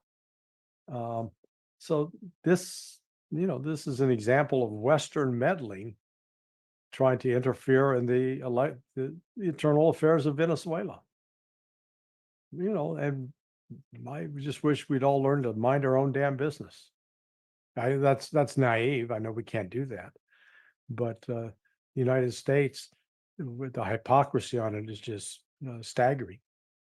We have to put on adult diapers, adult depends, undergarments, as we soil ourselves over the very thought that Russia or China may be buying Facebook ads that are against one candidate or the other. Oh my God, that interference, we can't have that. Meanwhile, my old outfit, the CIA, is up to its ass and churning out propaganda and working then through other non-governmental organizations, National Endowment for the Democracy, and God knows the long list of different front groups put up to be a channel to insert money, insert political opposition into situations like Venezuela.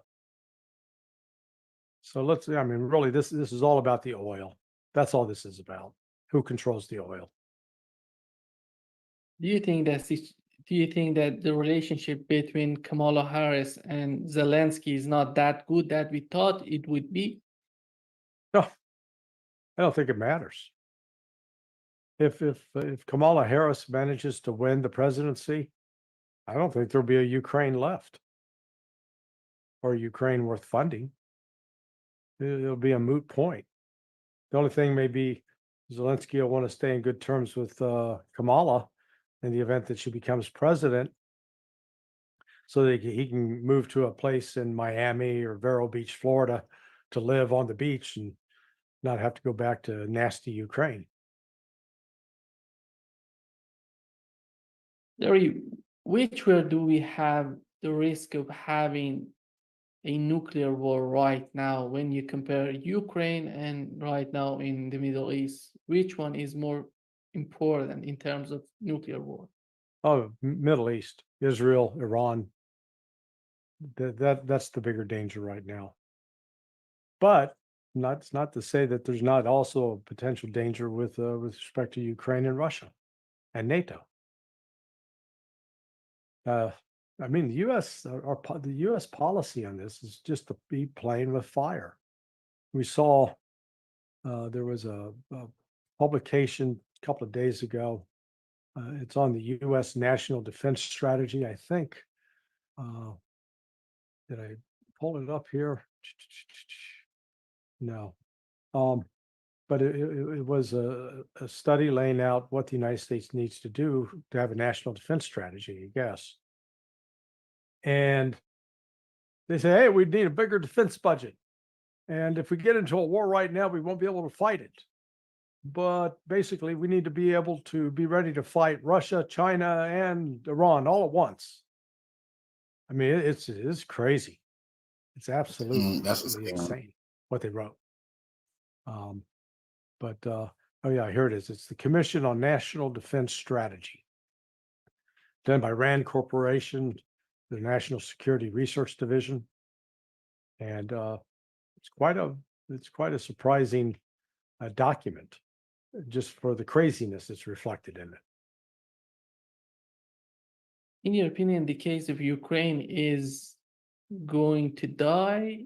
Because right now in the United States, they're talking about that we're not capable of sending more aids and weapons to Ukraine. Yeah, well, true. I mean, it's just the difference between talking and doing has been exposed with respect to the U.S. defense establishment as it's tried to support the war in Ukraine. So we want to provide unlimited support, but we don't have such a thing. All we have is limited support. Lockheed Martin only makes 550 Patriot missiles a year. Even if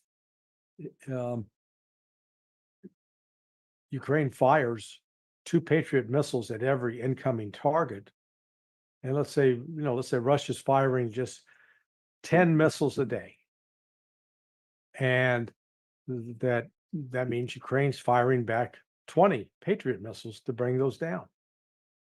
Okay, just do the math. 20 per day. Do that over a 30-day period. That's 600 missiles.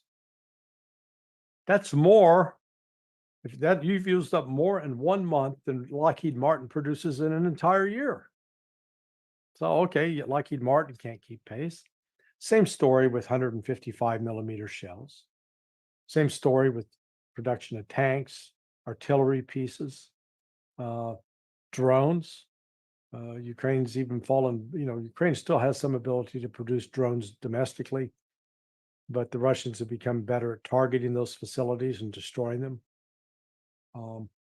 And the West is nowhere near capable of what Russia is in producing drones. So it's one thing to say, okay, yeah, we're going to back you to the end, but what does that mean? And we're going to send troops? No, we're not planning on sending troops. But even if we send troops, again, the issue is one, how do you mobilize them? Number one, how do you get them there? How do you sustain them once they're in the field? And what do you do when you start incurring 2,000 to 3,000 casualties a day of those troops? When in the history of the United States going back to 1975. So basically, we're looking at almost 50 years. In the last 50 years, the United States has not sustained more than 2,000 military casualties in any given year. In a year. I mean, you total up all the years in Iraq and all the years in Afghanistan. I think the total casualties there were somewhere around 15,000 total, maybe. Killed in action were actually less than that.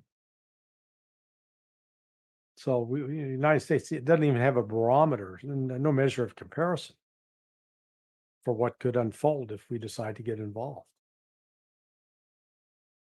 Yeah. Ukraine, in Ukraine, they're talking about that they're not going to resume the transit of Russian oil to Hungary and Slovakia. When it comes to the European Union, what does it mean, Larry? Turkey was waiting to be part of the European Union for so long. And what would be the benefit of being part of the European Union if they're not capable of putting some sort of pressure on Ukraine? They'd be able to travel more freely to those countries and perhaps take up residence there and not stay in the hellhole and the shithole that Ukraine is now. I mean, look, this decision to cut off oil to Slovakia and Hungary, crazy from the standpoint of self-interest. Because Hungary and Slovakia both can turn around and say, okay, one, we're not sending you any more money. Two, oh yeah, that electricity we're selling you, we're going to cut that off too. So you're going to now no more electricity in Ukraine. And Ukraine's already facing, nobody's really paid attention to what it's like to go into winter with no electricity, no running water, no heat in an apartment building. I don't know, just out of curiosity, do you live in an apartment building or are you in like a house with a couple of floors? Apartment building. You're in an apartment building. Okay, so anybody that's lived in an apartment building that's like up above the 10th floor, you know what that's like when you have to, the elevator doesn't work and you've got to walk down 10 flights of stairs to get to your car or whatever, assuming you got gas. Then you got to walk back up those 10 flights of stairs. Good news is after you do that for 2 or 3 weeks, you're going to be in great shape, probably. But if you're old or you got any kind of physical difficulties, you're going to be out of luck. And then how the hell do you get water pumped up to your bathroom? So you got to carry buckets of water up 10 flights of stairs. And if it's winter in Ukraine, those buckets are going to probably freeze. So you got to figure out how the hell do we melt the ice to get water? So, I mean, this, in fact, this is a problem even if you're above the 4th floor. So all these people that dwell in these apartments are going to have to abandon those apartments where they got to go somewhere. So that means the city life's going to, completely collapse in the wintertime. Because, and the other problem they're running into right now is they don't even have enough power to keep refrigerated items going in grocery stores. So, milk, cheese, eggs, that stuff that's perishable, that's not showing up anymore. You'd actually probably have to go a butcher, just buy it direct as he chops it off the cow and cook it immediately without to dry it, dry it out and see if you can preserve it that way. So, I mean, just the practicalities of living are going to add to the complexity of the dire strategic situation confronting Ukraine. Yeah, just to wrap up this session, Larry, is the situation that you just mentioned bringing Zelensky to some sort of sanity to go after negotiations? Not really. I think they're looking to buy time because they still convince themselves, oh boy, if we just get enough time, we can beat those Russians.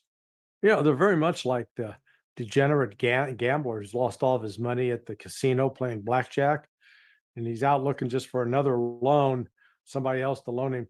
Man, just give me $100,000. I'm gonna go in there. I'm gonna kick their ass. We're gonna win this. And then 3 hours later, where's that $100,000? Oh, the casino's got it. So, that's where Zelensky is at this point.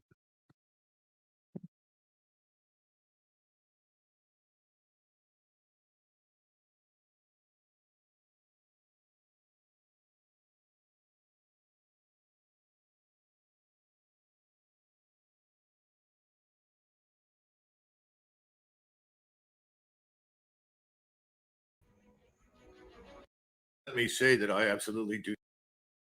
Louis McGregor joins us now. Colonel, I missed you while I was away.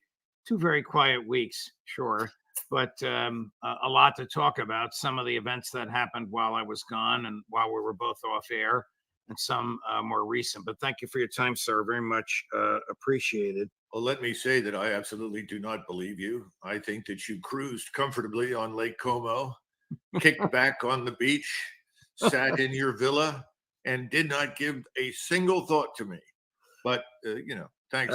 I wish that I had that luxury, but events are the things that control us, as Mark Twain once said. Colonel, this afternoon, Prime Minister Netanyahu addressed the Israeli public. Well, it was this evening, Israel time, boasting about chopping off the heads, metaphorically, of Hamas and Hezbollah.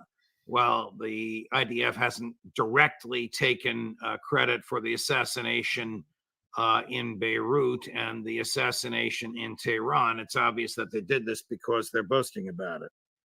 How can a mediation aimed at a ceasefire succeed when one side murders the chief negotiator on the other side?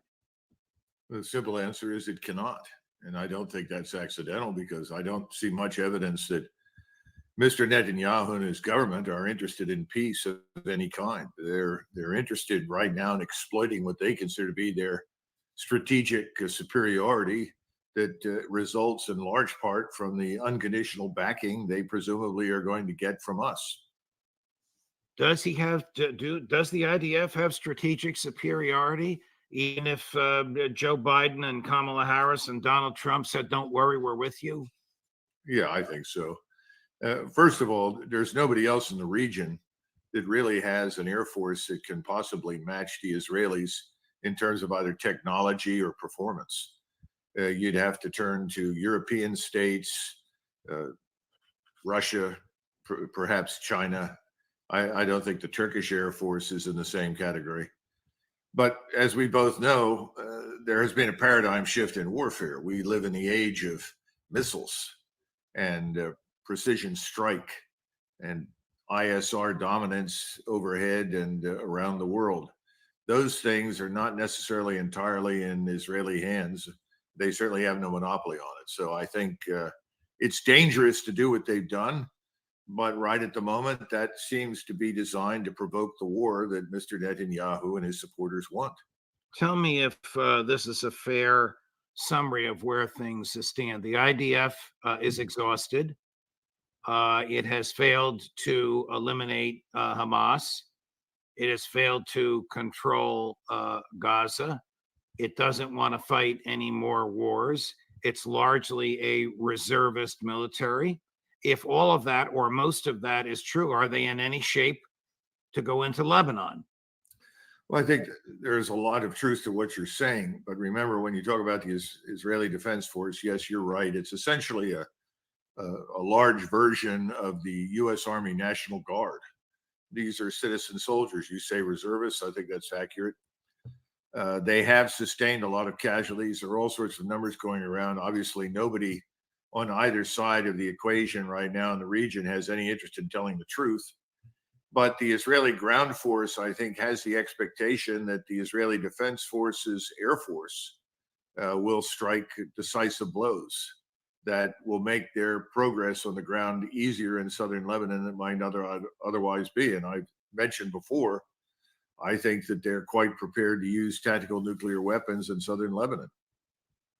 Does the Iranian military have sufficient drones and missiles and other projectiles with which to cause grievous injury to the Israeli military and the Israeli state? Oh, yes. I don't think there's any question about that.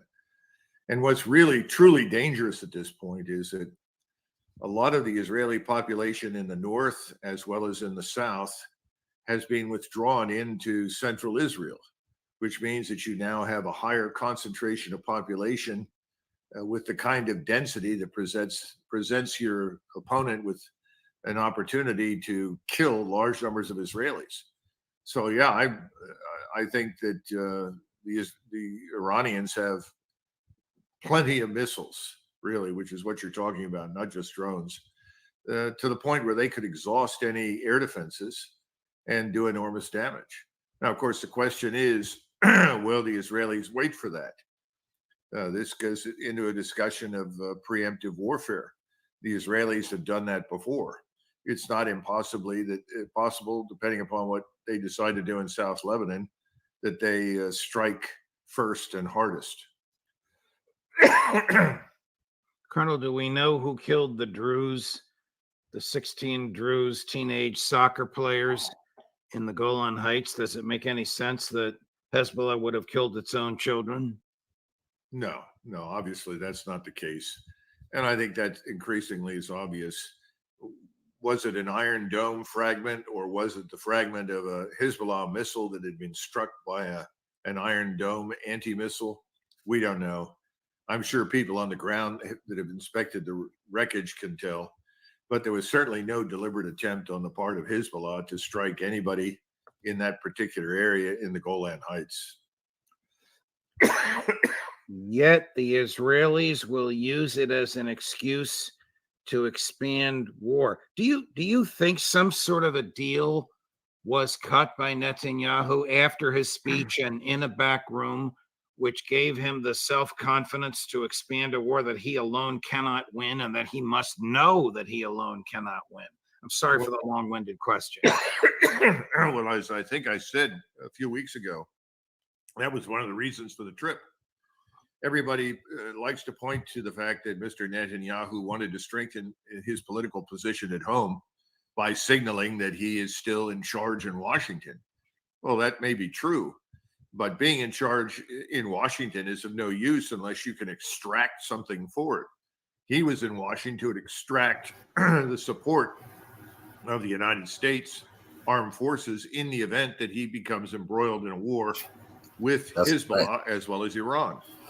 And I think he got it. I mean, I don't know what the provisions were, but I think he's got it. And we're certainly prepared to fly strikes in support of the IDF.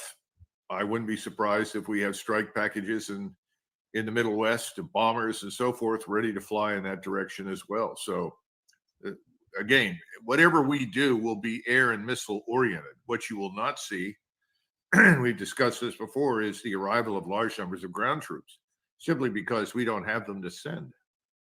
When you say air and missile, do you mean manned air? Do you mean pilots who could be shot down? Yes, absolutely. I think that you can expect that we'll have certainly naval air, in other words, carrier-based air. Right. And as I said before, you could fly bombers from the continental United States. Whether or not we're prepared to employ Air Force elements from bases in the region, that's a question I can't answer. I would presume yes. Now, one of the places that we will not use, I'm quite certain, is Turkey, because the Turks have really become enraged over what has happened in the region. And Mr. Erdogan, I think, finally, after listening to his National Defense Council, finally decided to speak publicly and warn that if the Israelis go into southern Lebanon, that could be a trigger for the introduction of Turkish military power into the operation. Here's got to do that. Here's President Erdogan on Monday, just 2 days ago. Cut number 5, Chris. What was our import-export ratio in the defense industry? Where have we come to? But my dear brothers and sisters, let none of these fool us or should deceive us. We must be very strong so that this Israel cannot do these ridiculous things to Palestine.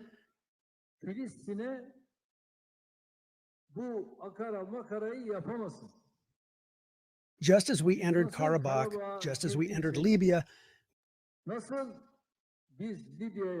we will do the same to them.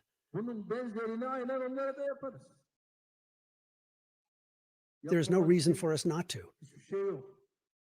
We only have to be strong so that we can take these steps.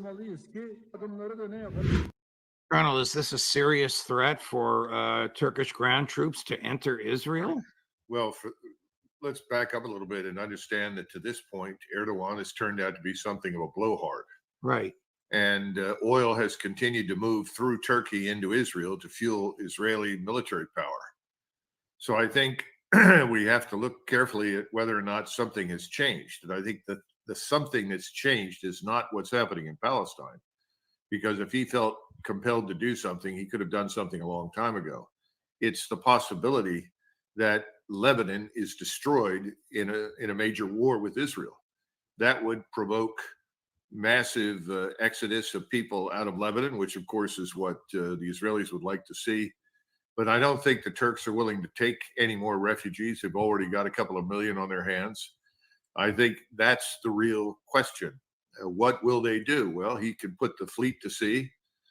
He can act decisively on Cyprus to ensure he's got a secure base there that he can use. And there's nothing to stop him from committing Turkish ground forces. But the problem for him is to move those forces through Syria to Israel, which is where they would have to go. And the Israelis obviously have perfect visibility over Syria and can do a lot of damage to his forces if they try that. So you're talking about a very complex operation if he's actually going to challenge the Israelis in Lebanon. It's not just Lebanon, it's going to involve the whole region. Let's go back to your comment a few moments ago about the use of American naval-based air power. Can the Iranians, can Hezbollah sink an American aircraft carrier? I think it could be done, but I think we need to keep something in mind. We can place those carriers far enough out of range that they could potentially launch aircraft against targets in Lebanon and do so without fear of losing the carrier. Now, I don't know what the exact ranges are. They certainly can range to the Eastern Mediterranean with the missiles that they have. They are precise, and they will have the benefit of satellite-based guidance and support, intelligence, and so forth. But one of the things that people don't understand about carriers is sinking it is not the principal challenge with a carrier. What you really want to do is damage the flight deck.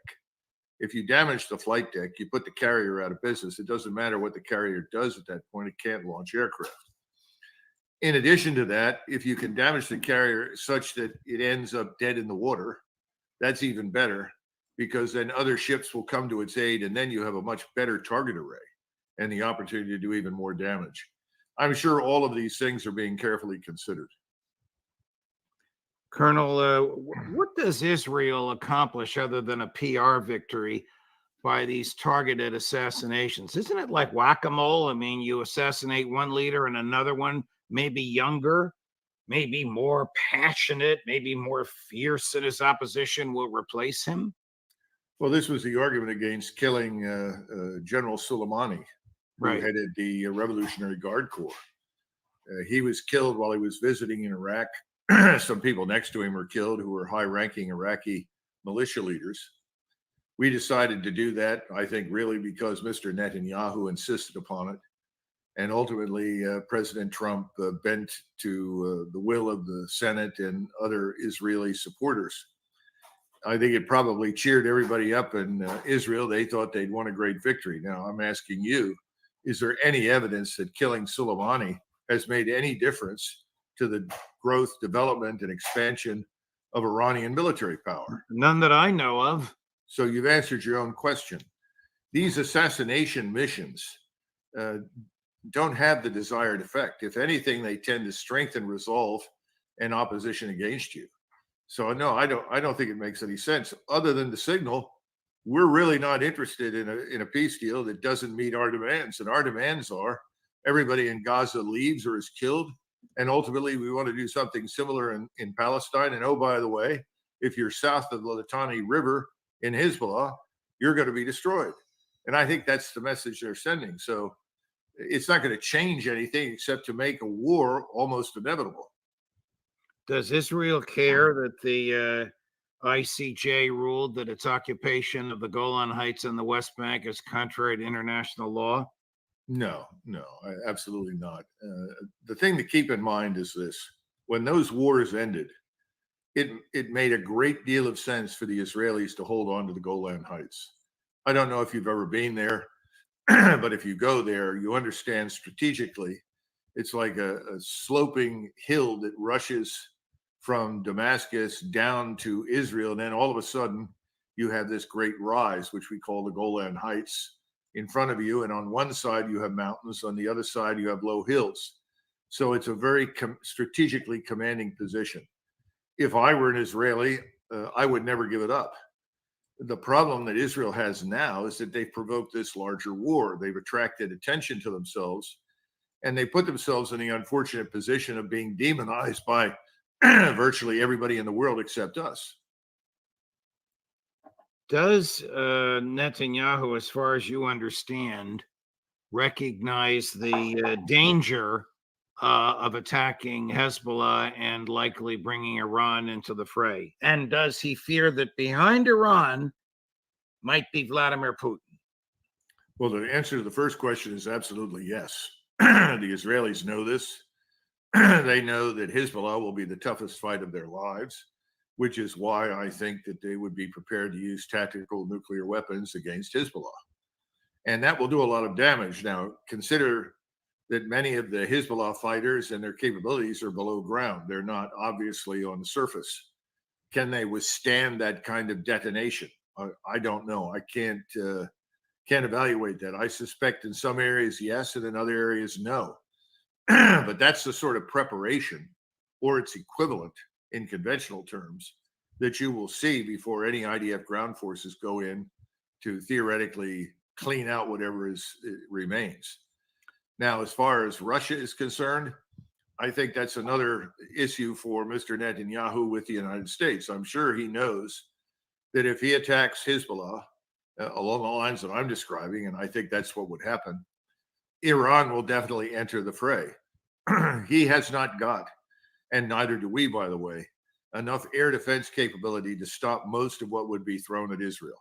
So Israel will very definitely take serious losses, both human and infrastructure. At that point, the question is, what do they do towards Iran? And they may decide that the use of a nuclear weapon is now something that they can justify, and they may try to use that against Iran. If that were to happen, it strikes me as a certainty that Russia, and probably also the Chinese with the Russians, potentially other nations, the Pakistanis, and I think at that point, even the Turks, who have held their fire for a long time, would all feel justified in turning on Israel. And if we decide that we're going to intervene in this sort of thing, they will confront us with the reality that they will fight us.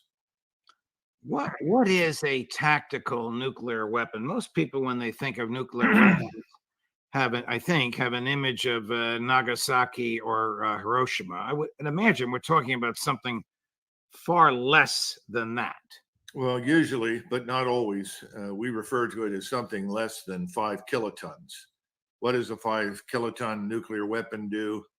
If we look at Washington, D.C. and a 5 kiloton nuclear weapon. They used them in Iraq, they used them in Yemen, they used them in Syria. They have used these weapons. The West have been using the Saudi Arabia used it on the Yemen. They've been using these tactical nuclear weapons. Used on the White House. Certainly everything within a 4 to 5 mile radius would be destroyed. But you would leave the rest of Washington largely intact, as opposed to the kind of megatonnage that an intercontinental ballistic missile would deliver. So I think that's the sort of thing that you could conceivably witness in southern Lebanon. Colonel, switching gears, Chris, would you put up the B-roll that you just texted me about? Did this surprise you at all, Colonel? These are Russian and Chinese jets flying within a few miles of Alaska? No. Why would we? Why would we be surprised? From the very beginning, I and many others have warned of Russia's capability to escalate horizontally. And Putin has said as much straightforward way by saying, look, you're coming into our backyard, you're moving into Ukraine, which is the equivalent of Mexico for our purposes. You're building a hostile army. Potentially, you want to place missiles there. And you don't think that we can do something similar to you? Well, you're wrong. And so we've already seen this. We saw it with the arrival of just one Soviet nuclear attack submarine in Cuba and some vessels, but they're the tip of an iceberg. We have missile boats, Russian missile boats, in both the Atlantic and the Pacific. Our boats are out there trying to chase them, keep track of them, maintain contact with them. It's not the surface vessels per se that we worry about, it's the submarines. The surface vessels are really almost dinosaurs in today's world because they're easy targets. And they have to be so far away from you to survive that they probably don't make much difference. So it's really the submarines that are an issue. Now, you've also got North Korea. North Korea has never been a Chinese satellite. It has always been a Soviet and now a Russian satellite or colony.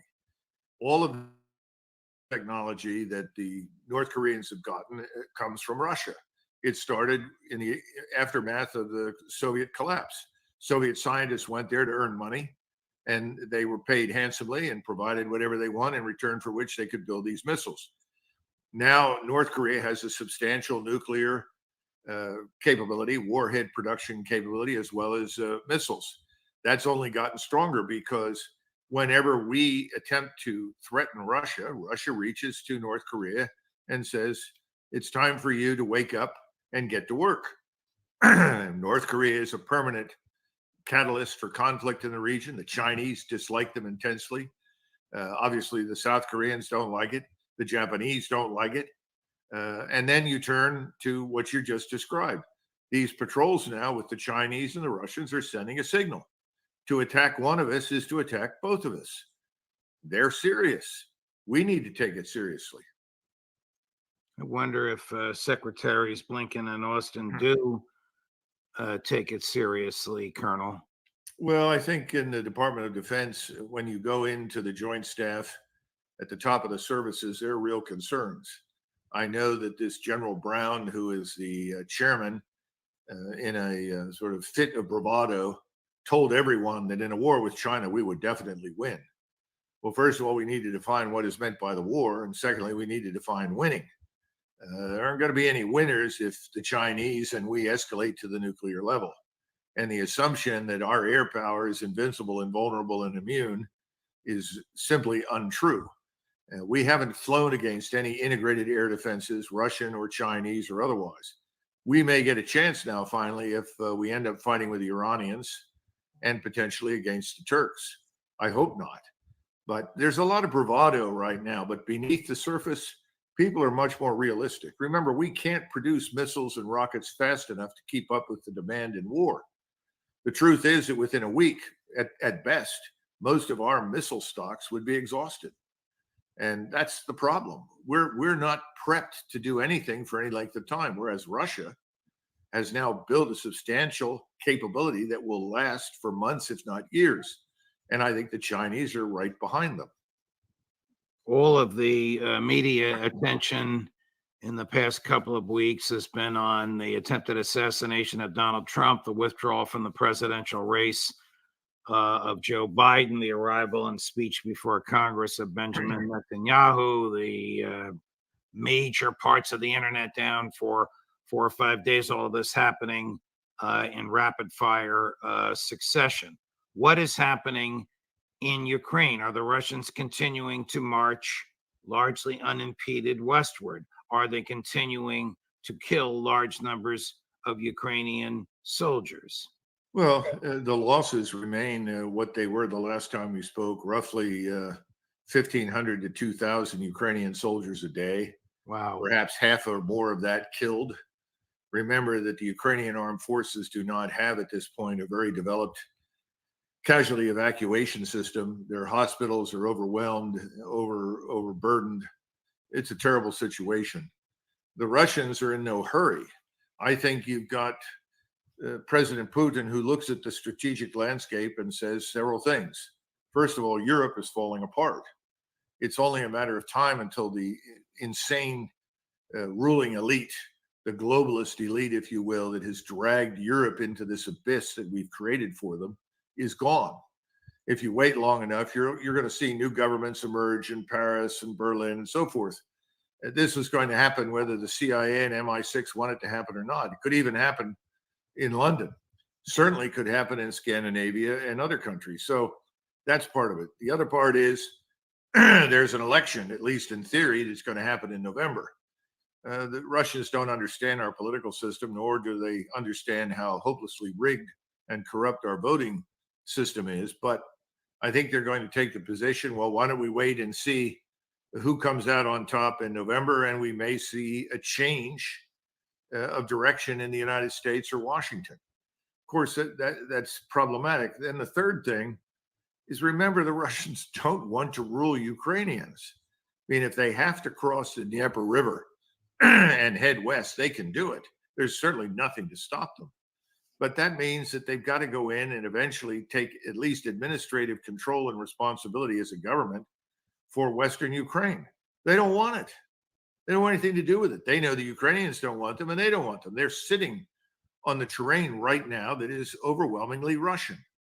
That's what they've done. They want to consolidate that. They want to make it part of Russia because the people there are Russians. They went in to liberate them from the oppressive Ukrainian government.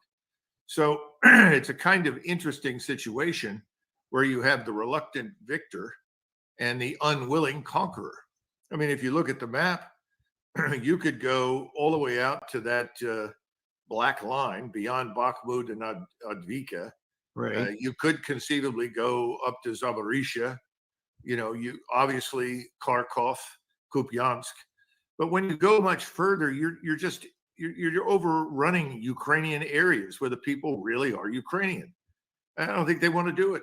And they have no appetite for it. This is part of the big lie that's being perpetrated by the neocons and the various lobbies that, oh, yeah, Putin wants to conquer Eastern Europe. Oh, yeah, he can't wait. It's absurd. It's nonsense. It's expensive. It's unnecessary. It's counterproductive. Chris, put the map up again. Can you make a fair argument, Colonel, that the Russians have virtually come very close to achieving their end goals already? Oh, I think so. I mean, the only things that remain for them really are Odessa and Kharkov, because those are two historically Russian cities with large Russian-speaking populations. And they would like to see those back under Russian control. And up until recently, there was some discussion of a willingness to negotiate over Odessa. Again, we assume that if the Russians control Odessa, that nothing can move in or leave Odessa from Ukraine. And I don't think there's any particular interest in that. They would like to see this neo-Nazi fascist regime steeped in corruption removed from Kiev. They have not wanted to go in and do it themselves. They would prefer that the Ukrainians dispose of these people the way the Italians disposed of Mussolini. That may yet happen too. We don't know. Anything is possible at this point because the government in Ukraine is on its last legs. The Ukrainian nation is dying, frankly. They have no more men to spend, and dragging them back from overseas is not working very well.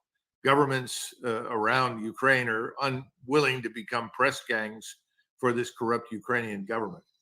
So right now, I think Mr. Putin wants to wait. If he's pushed hard, he'll move.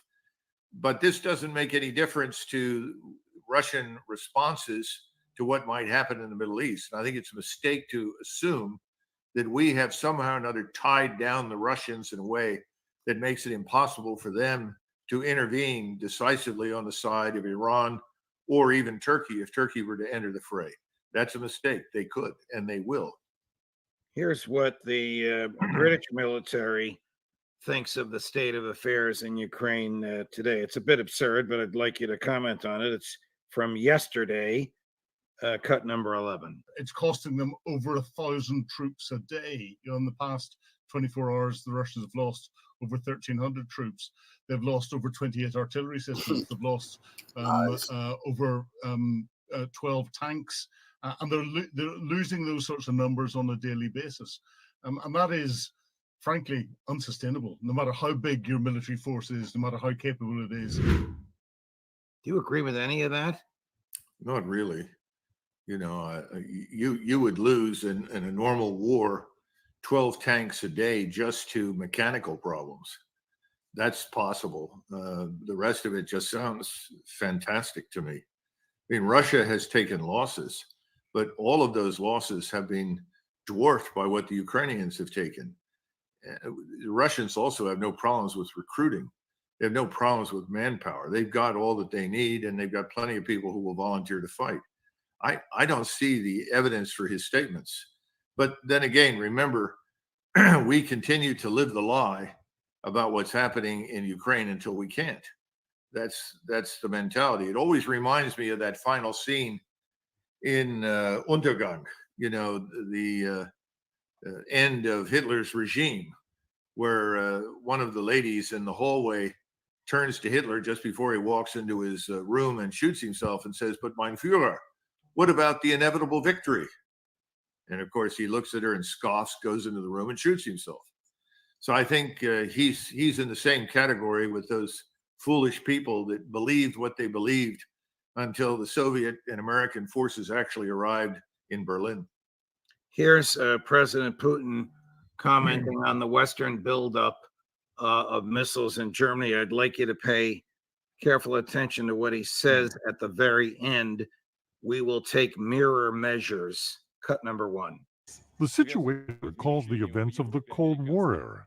If the U.S. implements such plans, we will consider ourselves free from the previously imposed one-sided moratorium on the deployment of medium and shorter range strike systems.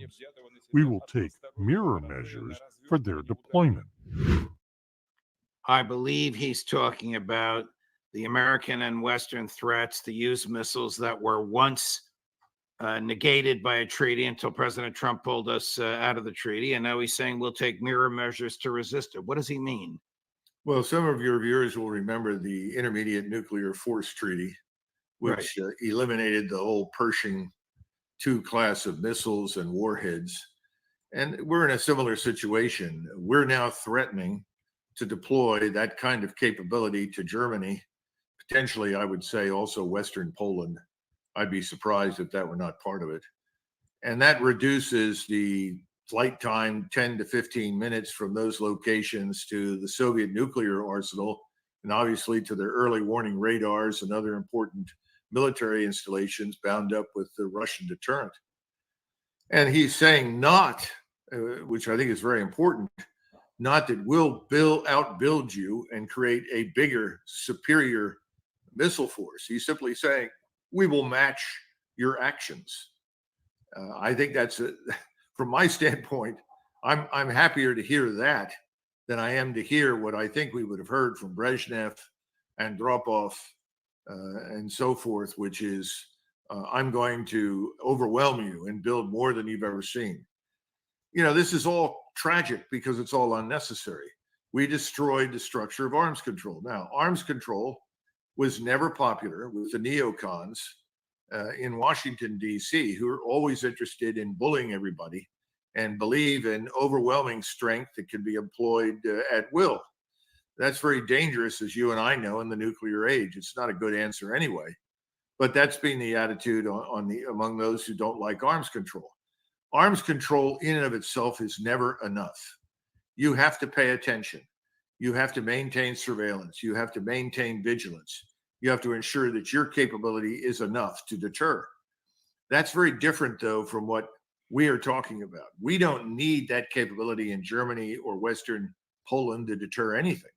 In fact, what we're doing is something that's very provocative that could result in not just what he's saying, but potentially a war that nobody really wants, no one in their right mind. So the structure of arms control is never enough on its own, and we understand that. But to throw it all out was never a good idea. And remember that during the period of time when we were reliant on many of these treaties, we would from time to time discover what we thought was a breach of the agreement in some fashion. And then you have to make a decision. Do I go ahead and protest this and then alert the Soviet opponent to the idea that we know about them more than they would like us to know? In other words, do we want to reveal that our intelligence, surveillance, reconnaissance complex is that good? And so many times we've overlooked their breaches. They've also overlooked ours. And we have breached some of these agreements. The notion that we're wearing white hats and are all Eagle Scouts is misleading. The whole thing is a disaster. It all needs to stop, but you can't get anybody in Washington to think that way because, again, Washington is donor-occupied territory. Everyone is being brainwashed anyway about the imminent threats that are presented that don't exist. And so everyone will ignore you if you suggest that this is a bad idea.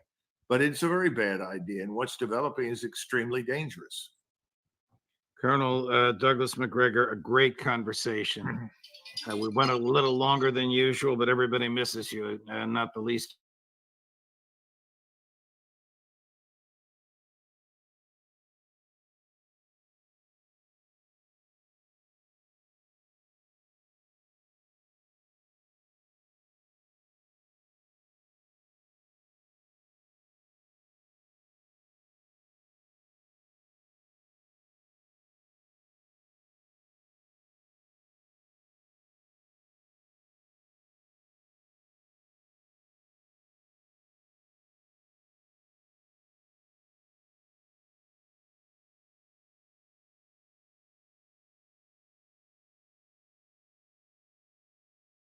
Niger and Burkina Faso. Now, you guys recall I did extensive coverage on what happened in Niger, and I speak French, so it's very helpful to follow the news out of Niger and France about that as it's happening. And there was a whole scandal with the French refusing to leave and the ambassador hiding in the embassy, and then they were blocking croissants from entering. Really just a scandal.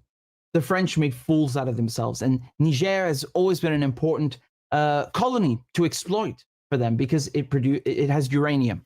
So you have these French, these mega corporations that were stealing uranium for decades, and 1/3 of France's electricity was powered by Niger from uranium from Niger. Excuse me, 1/3 of France's electricity was powered by uranium from Niger, and Niger didn't have a functioning electricity grid. Just to give you an idea of the inequality and the neo-colonial theft. It's theft. It's theft by another name. So now they've taken back control of their resources. Now they've told the Americans get out, they've told the Germans get out, and they told the French get out. And when they tell the French army to get out, that's one thing. But when they start cutting off uranium exports, now that's everything. When they start cutting off uranium exports, that's how you know they're serious. Not that I ever doubted them, but I'm really pleased, and it makes me really happy to see this, because this is liberation.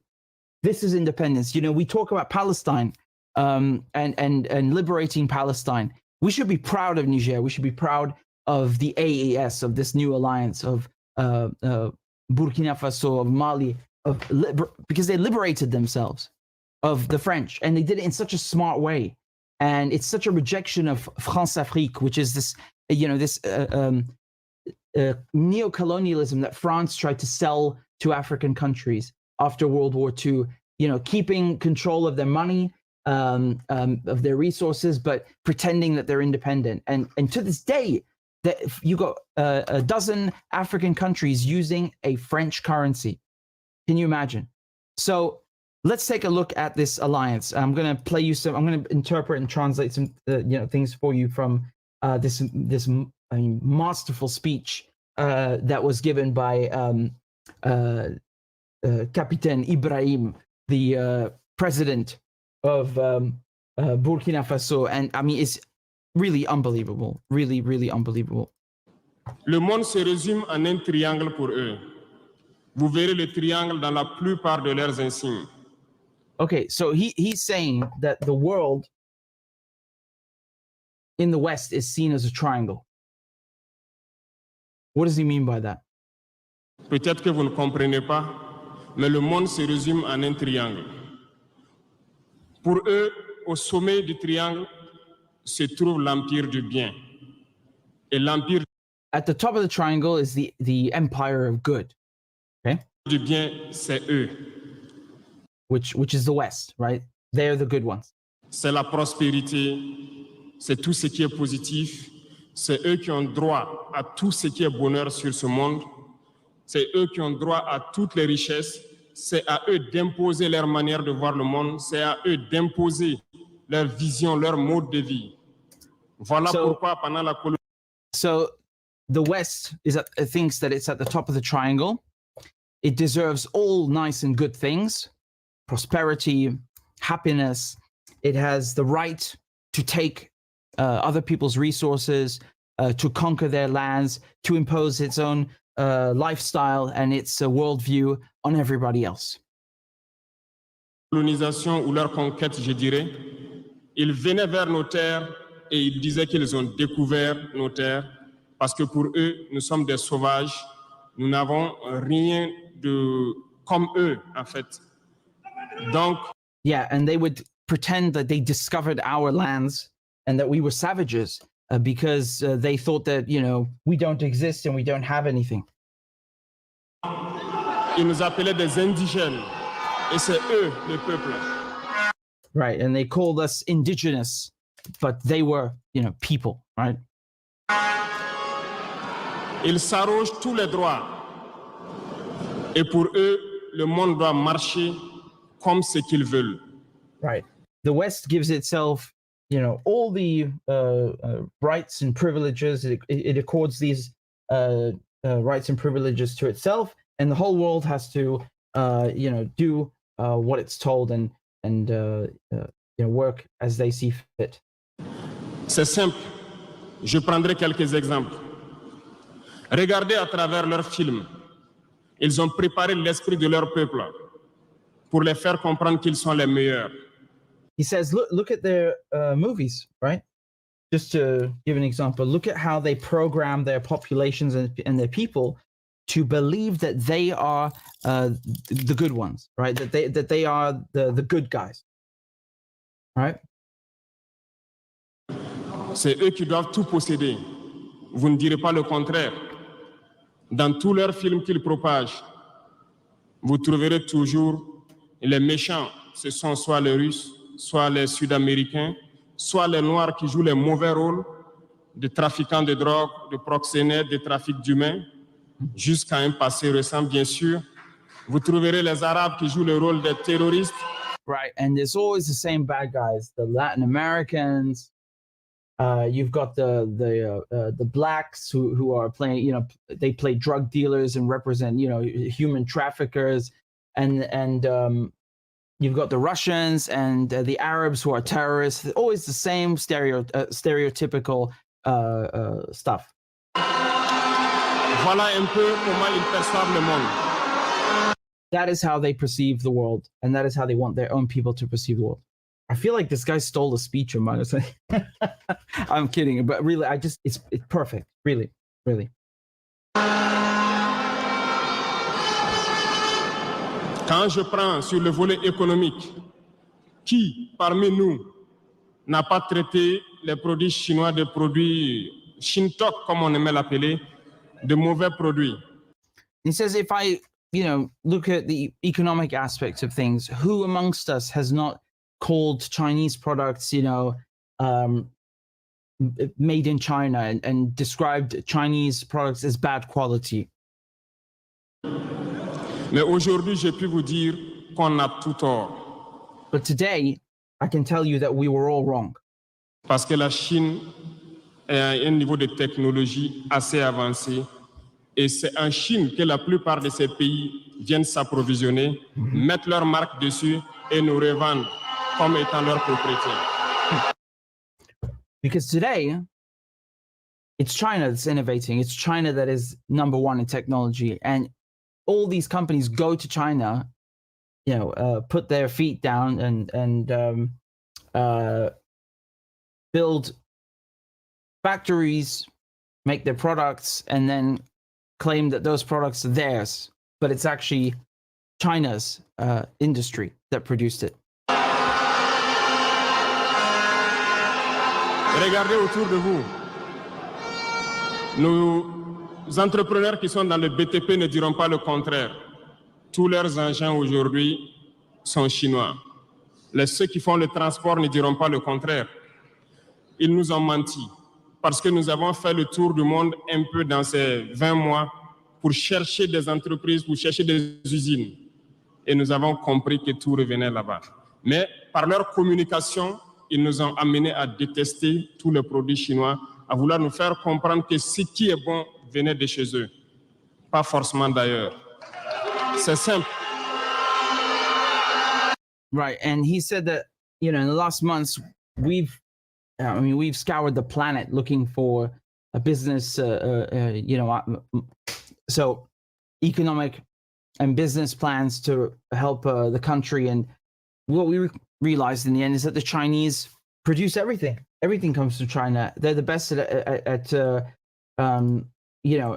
they're actually the ones that are at the helm of all these products that the West claim to be manufacturing.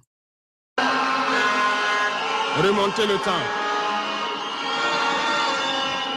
Pour mieux comprendre ce que je dirais, il faut remonter un peu le temps. Et j'espère que certains iront lire qui sont les tsars, les conquêtes mongoles, les empires perses, turcs et ottomans. Lisez leur histoire, vous comprendrez pourquoi le monde est ainsi fait. À la base du triangle, il y a deux empires.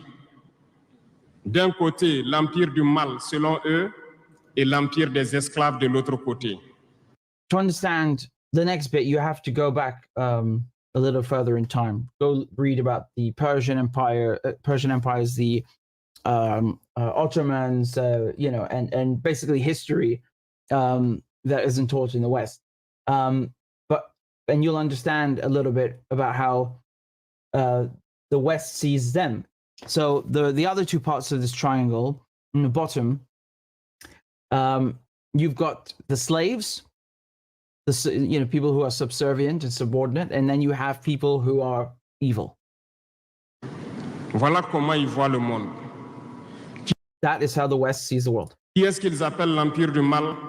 Ceux dont je viens de citer tout de suite l'origine, et je vous ai dit de remonter le temps. Allez-y lire, vous comprendrez pourquoi ils sont l'empire du mal à leurs yeux. All the people that are, all these empires are just listed. For them, these people are evil. Just go read about them and you'll understand why the West hates them. All right? That's l'empire du mal. Sorry, it skipped there for a second. Comprendrez pourquoi ils sont l'empire du mal à leurs yeux. Right? He means the empire of evil in the West's opinion, not his. Ils combattent l'empire du mal. Pour eux, l'empire du mal doit disparaître. Pour eux, l'empire du mal incarne le diable. Ils communiquent et ils le font comprendre à leur peuple ainsi. Voilà pourquoi après la Seconde Guerre mondiale, dans les années 80, je prendrai le cas de la Russie où tous les stratagèmes ont été mis en œuvre pour l'effondrer. And so he says, look at the strategy and the tactics and the operations put in place after World War II to try and crush the Russians. Avec le président Gorbatchev. En États-Unis, c'est le président Ronald Reagan qui était à la manœuvre. Trois stratagèmes principaux ont retenu notre attention. Ils sont allés donc au niveau de l'Arabie Saoudite. So he says, you look at Ronald Reagan, for example, but there are three kinds of strategies that the Americans used that deserve our attention. So the first one, they went to Saudi Arabia. Les demander de baisser le prix du pétrole. And asked them to lower the price of petrol. De $35 à $7. From $35 to $7. Pour faire écrouler. Baisser le prix du pétrole. De $35 à $7. Yeah. Pour faire écrouler l'économie russe. In order to crush and crumble the Russian economy. Parallèlement à cela, le deuxième stratagème, n'oubliez pas quelque chose. Ces mêmes personnes qui viennent de quitter l'Afghanistan, soit disant qu'ils combattaient les talibans ont été reçus par le président Ronald Reagan à la Maison Blanche. The second strategy. Remember, the same people that just pulled out of Afghanistan, he means the Americans, hosted the Taliban at the White House.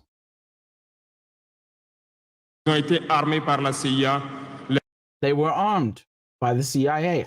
Les fameux missiles Stinger sol-air ont été livrés aux talibans pour combattre les Russes. The famous surface-to-air missiles, the Stingers, were delivered and given to them to fight Russians with. Et plus tard, ils viennent supposer les combattre. Allez-y comprendre. And then they pretend to go fight them. Le troisième stratagème, c'était un bluff. Le projet IDS, Star Wars. Lisez, vous comprendrez pourquoi ils ont amené le président Gorbatchev à créer le projet Paulus qui a enfoncé la Russie. And then the third project or strategy was the idea of Star Wars, right? So arming or putting arms in space, and they tricked. He says it was a trick, it was a bluff essentially to get Gorbachev to start Project Paulus and then waste money in. Une fois que la Russie s'est effondrée, ceux qui se prétendent être de l'Empire du bien ont commencé à jubiler, jusqu'à ce que vienne cette équipe avec Vladimir Poutine pour essayer de remonter la Russie en surface.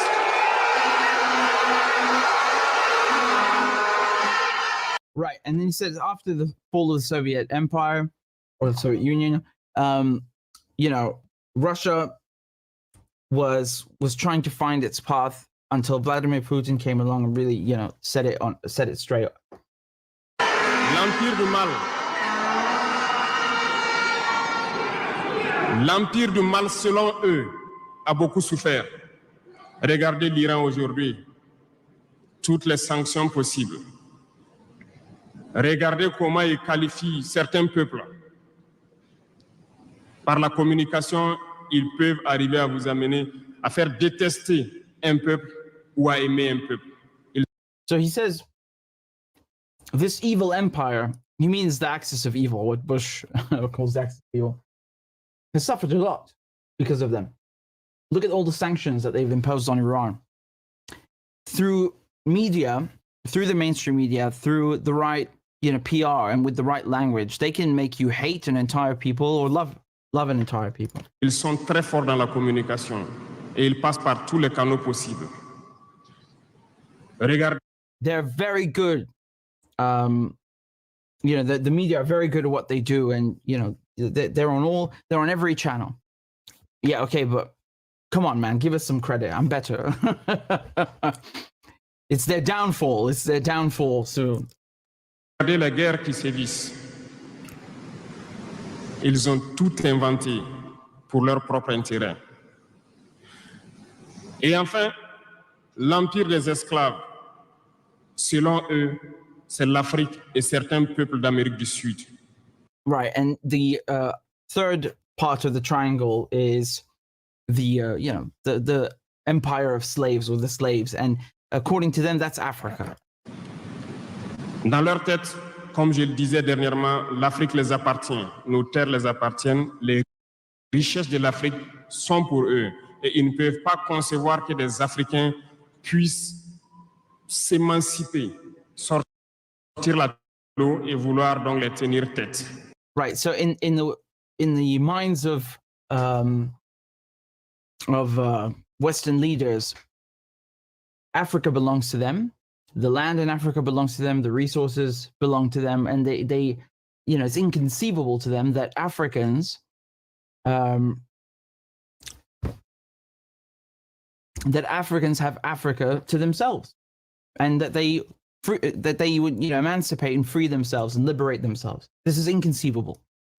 Et pour cela, ils se sont mis un cliché en tête. L'Africain est facile à manipuler, il n'est qu'émotion. Ils trouveront toujours un Africain pour lutter contre son frère. Et ça a toujours été comme ça.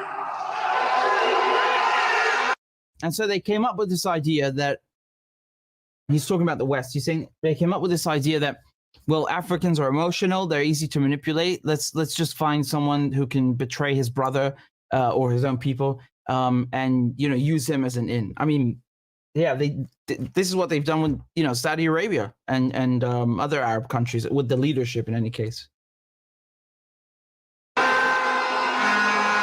Par la communication, ils vous ont amené à détester votre propre couleur de peau. Dans nos cultures et dans beaucoup de cultures au Burkina Faso ici, le deuil était symbolisé par la couleur bleue. Lorsqu'une femme perd son mari, elle portait donc des tenues de couleur bleue pour faire son deuil pendant un temps donné. Ce sont eux qui sont venus vous dire que le noir symbolise le deuil, le diable, la médiocrité, tout ce qui est mauvais.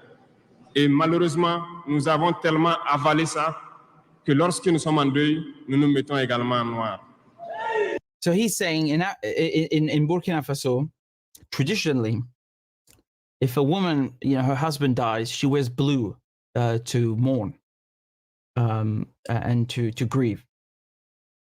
But through brainwashing and manipulation, they convinced Africans to hate their own skin color, and to the point that they taught people to stop wearing blue, to start wearing black when they're in mourning, because black is supposed to represent death and bad things and destruction and so on, right? So that's the point he's making, and he says, look at us now, we're still wearing black when we mourn. Il faut que nous nous réveillons.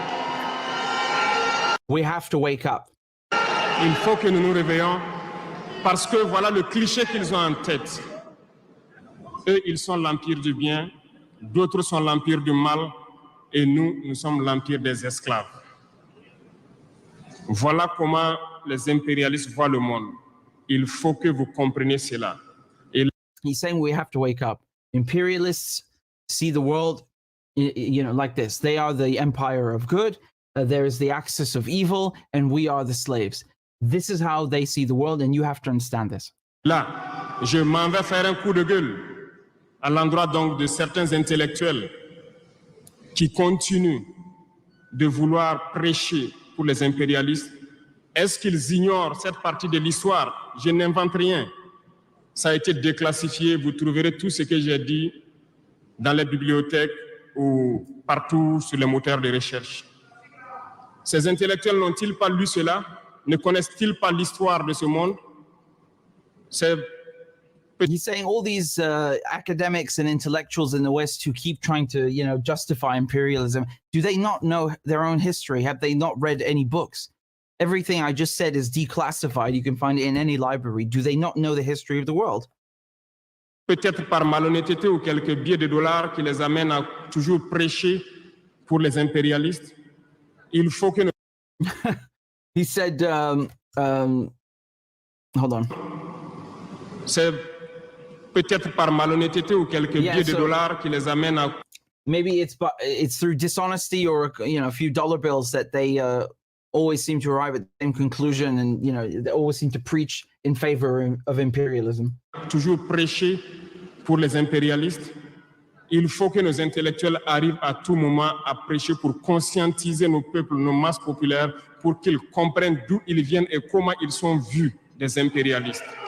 Right. He said we have to, have a mass awakening and have our intellectuals teach our people where they came from and how they are viewed, who they are, and how they are viewed by the imperialists. I love him.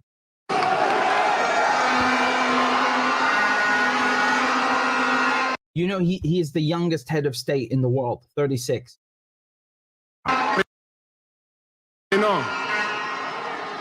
Prenons l'histoire de quelques guerres. Vous avez suivi la guerre d'Irak. Un gros mensonge qui a été inventé, soi-disant de possession d'armes de destruction massive. He said, let's look at a couple of examples, like the war in Iraq, built on lies about weapons of mass destruction that didn't exist. Certains sénateurs au niveau des États-Unis ont tout fait pour avoir les preuves. ils ne l'ont pas eu. Souvenez-vous que plusieurs personnes ont démissionné de la CIA après cette guerre. Des preuves ont été inventées de toutes parts. Des services secrets occidentaux. So he's saying there are senators in the United States who tried everything, to get proof of these so-called weapons of mass destruction, and they never found any. There are, people in the CIA who even resigned afterwards, after the war, because of it. Souvenez-vous que Puni ont tout mensonge qui a été inventé, soit disant de possession d'armes de destruction unies, ont tout fait pour avoir les preuves. Ils ne l'ont pas eu. Souvenez-vous que plusieurs personnes ont démissionné de la CIA après cette guerre. Des preuves ont été inventées de toutes parts. Yeah, they manufactured and fabricated so-called evidence, everywhere and in every way imaginable. It's true. And I recall it was Dick Cheney who was basically going to the CIA and telling them, like, you need to find something for me. Even if Iraq had weapons of mass destruction, go to hell. You have them too. Can we invade you? But honestly, I mean, that's another topic. I'm going to keep interpreting, okay? Services secrets occidentaux les ont aidés à fabriquer des preuves. Et on se all the intelligence and security services in the West helped the Americans to fabricate and manufacture evidence.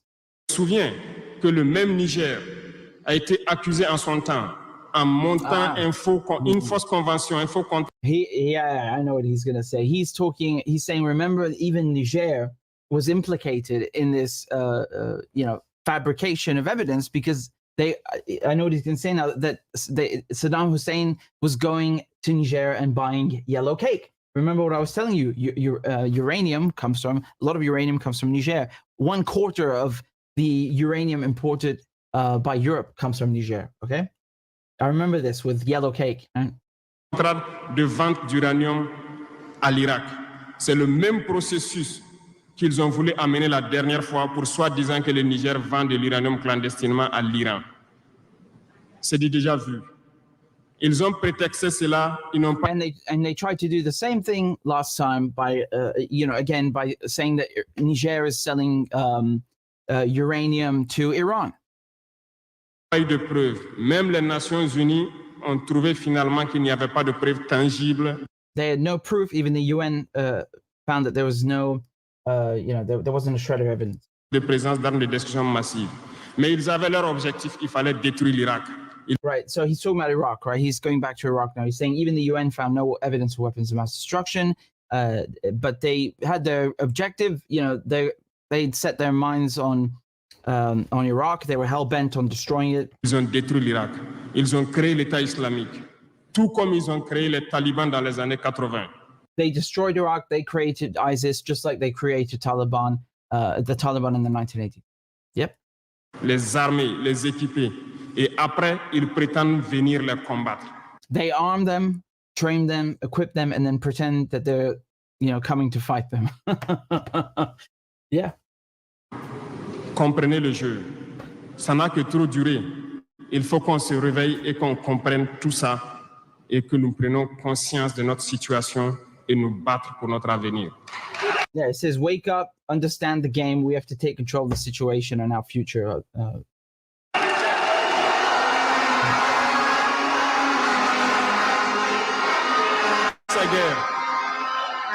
Toutes ces guerres ont été inventées, passant par l'Irak, la Syrie, la Libye, dans le but de déstabiliser le monde à leur profit, parce que nul ne doit pouvoir les égaler. C'est ce que nous vivons aujourd'hui dans le Sahel aussi à travers le terrorisme qu'ils nous ont imposé, parce qu'ils trouveront toujours des Noirs qui vont s'exciter et qui vont prendre les armes contre leurs frères noirs. C'est ce que nous vivons. Et ils n'ont jamais quitté ce modèle. Malheureusement, beaucoup de gens leur donnent raison. À cause de quelques billets de dollars, ils se vendent très moins cher à l'ennemi, à l'impérialiste, et ils se mettent à combattre leurs frères. Je voulais faire ce petit historique du monde. Right, so he's saying, and they're still using the same tactic of, turning Africans against Africans, or, brother against brother, and providing the weapons for these conflicts to happen. So we have to be aware of that and be vigilant. Pour que vous compreniez comment l'impérialisme voit notre monde. Ça se résume en ces petits triangles. And he said, I just wanted to give you this, brief history of the world because it does encapsulate how imperialists view the world. Yeah, absolutely right. So, like I said, everything is changing. Everything is changing. I mean, to hear a president speak like this, love it. I love it. And you can see the determination of these guys. They're focused on doing what is good for the country, and they're going to call them juntas. In the Western media. I mean, come on, that's ridiculous. They basically want to have puppets they can control, and if you're controlled by the West, they will overlook all of the nasty things that nasty characteristics. I mean, just look at Egypt, Saudi Arabia, the UAE. Do you ever hear them being criticized in the Western mainstream media? Never, because human rights issues apparently don't exist there, because they play ball. The governments have been captured, and they do what Israel and America tell them to do. And the same thing is true of ECOWAS, right? So Niger and Burkina Faso and Mali, they only became problems once they tried to take back control of their countries, and especially telling the French to get out and the uranium. And it's funny because they refused to recognize the government. In the end, they had to do what they said and leave. Look, man, if the people don't want these guys in government, they would never make it. You understand? So, in any case, at the end of the day, it's a question of priorities. Do you want to be independent, or do you want to be a so-called democracy in the eyes of the West and beg for the approval of someone who lives in Paris? Who the hell cares what someone in Paris or London or New York thinks about your country? They tell them to go to hell. What interest is it of this? What your country looks like? They just want your resources, and these guys get it. They understand. So they've turned their backs on ECOWAS because, I mean, what a joke. They basically when Niger had their coup and France was trying to find an in to put the ousted president back in power. They tried to use ECOWAS, which was headed by Niger, to threaten Niger. They said we'll invade you, and then they backed down. And what's happening is, again, I did so many videos on Niger. It was really fun covering it. I mean, it's so funny, like the French saying we refuse to leave as if it's their country. They still got that colonial mentality. These are the bases that the French have, okay, or had, I should say, and they left. They're gone. Au revoir, au revoir. Enfin, à jamais, plutôt. And these are the American bases, and they're leaving. They're leaving along with the Germans. So what happened is that Niger are very, very smart. Look what they did. Instead of saying get out of the country, they just waited until the agreement expired and then didn't renew it. So it's such a a brilliant taste of their own medicine. It's something the Americans would do. Anyway, their country, they don't want Americans to, that they're free to decide that. What I think happened is the reason America didn't say anything, the United States didn't object to France being kicked out, which is weird, right? Because they're allies and they're supposedly there to do the same mission, there to fight the jihadists, which they created. They didn't say anything. No diplomatic or political protest, nothing. And that was after Victoria Nuland immediately visited, right? So she went there in person, and even though no planes were allowed to fly in. So she was determined, and she wouldn't. So she went to meet them, and they wouldn't even let her see the president, the ousted president, or the new leader, which is like basically their way of saying, we don't think you're important, and we're not intimidated by you like everybody else. So just, say what you want to say and go. I think again, I'm speculating, I'm purely speculating, but I think they came to an agreement, perhaps implicitly, that the United States will not say anything, and they won't object if Niger want to kick the French out, as long as they can stay, as long as the United States can still have a presence in the country. Because remember, they have an enormous drone base in Niger. It's the biggest American drone base in the world, which most Americans do not even know exists because their media wants to make sure that they're ignorant. Anyway, they spend, over $100 million on this base, and they want to control it. So what I think happened is they agreed to move the Americans to Agadez, which is what happened. They, limited the number of troops, but the deal expired, and now they have to go. And the Germans are also leaving with them because I love the way the media framed this. Germany said it would end operations at its airbase in Niger by August 31st, following the breakdown of talks of military leaders. Okay. A similar shift taking place in neighboring countries, Mali and Burkina Faso, which are also ruled by military leaders and faced with violence from jihadist groups. Now, look, what I think they're going to do, and I hope I'm wrong, but I think they're going to turn up the heat on these countries and give more weapons and assistance to these jihadist groups just to make life hell for these governments because they kicked the Germans and Americans and French out, kind of just to spite them, you know what I mean? We saw that in Syria, because they couldn't control Syria. They said, okay, we'll just, fund 50 million different groups to overthrow you and make life hell for you. That's such a Western Israeli thing to do. But yeah, anyway, the point is, economically, look at this. This is from last month, June 21st.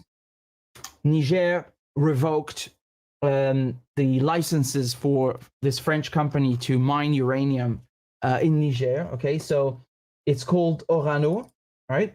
I've talked about this with you before, and basically,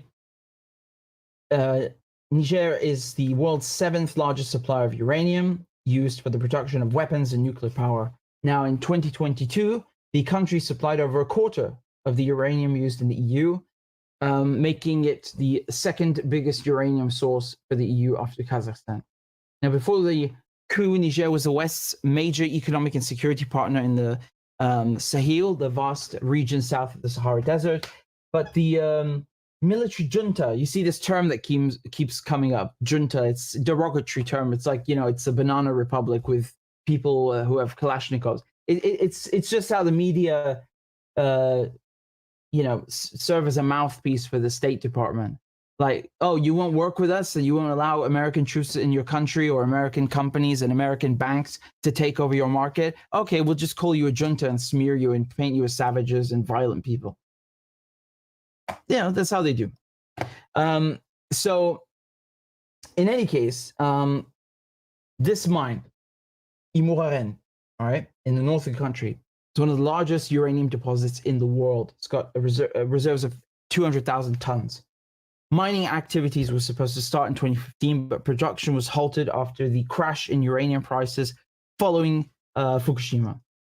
Now, this is very funny because you see how the French are basically controlling uranium mining in the country for the government, right? So Niger had no autonomy on mining operations. All of the decision making was handed over to these companies. And what's great is they would classify the contract. So if you wanted to look at how much uranium was being exported for, what price they were actually giving people in Niger in exchange for this valuable resource, classified, confidential, of course, because it's robbery, it's highway robbery.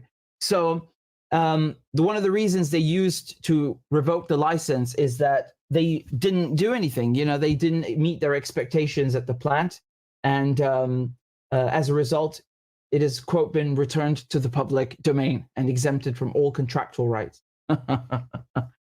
Orano, which has been operating in Niger for over 50 years, said it has always followed a responsible approach of partnership and transparency, blah, blah, blah, words that don't mean anything.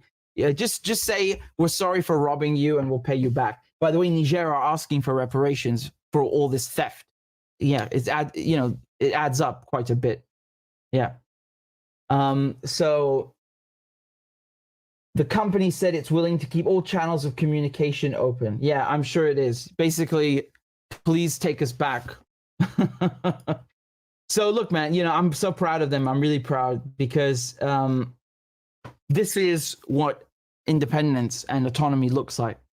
And They just don't like it in the West. They just hate it so much, and you see it in every single article they write. Look at this from France 24, for example, where they talk about the formation of this bloc. All right, because the one I just showed you, the speech here. Okay,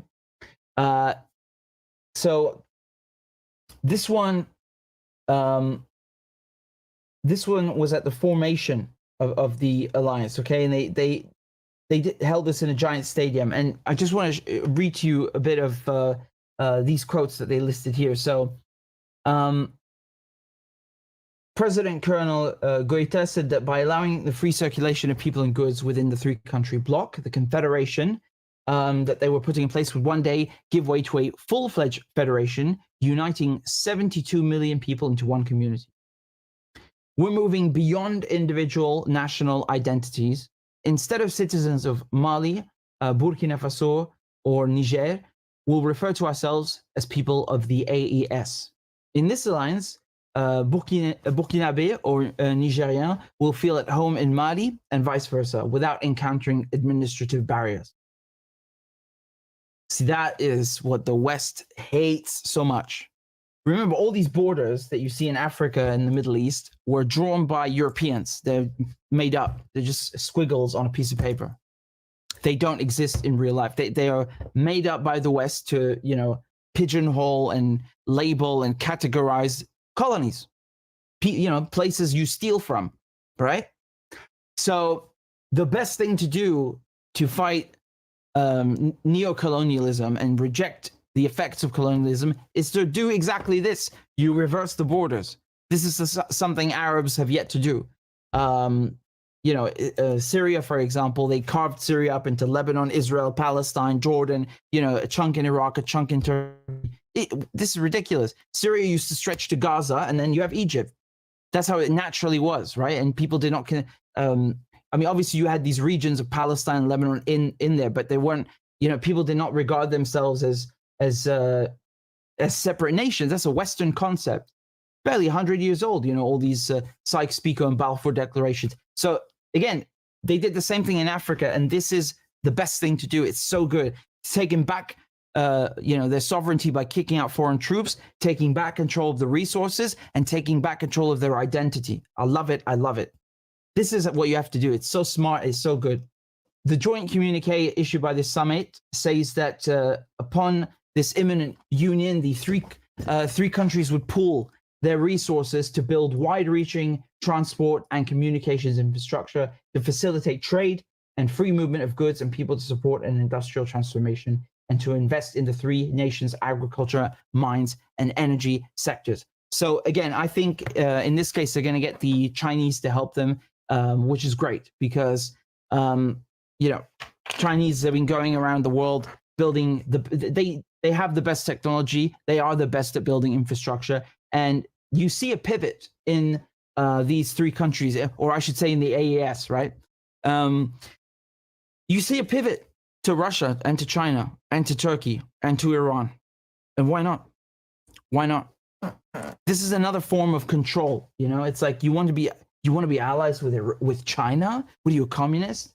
You want to be an ally with Russia? Like, you can't choose. You can't choose who your allies are and your friends are. Do what we tell you. That, you know, your choice is not safe. So we're having none of this, right? And they're having none of this.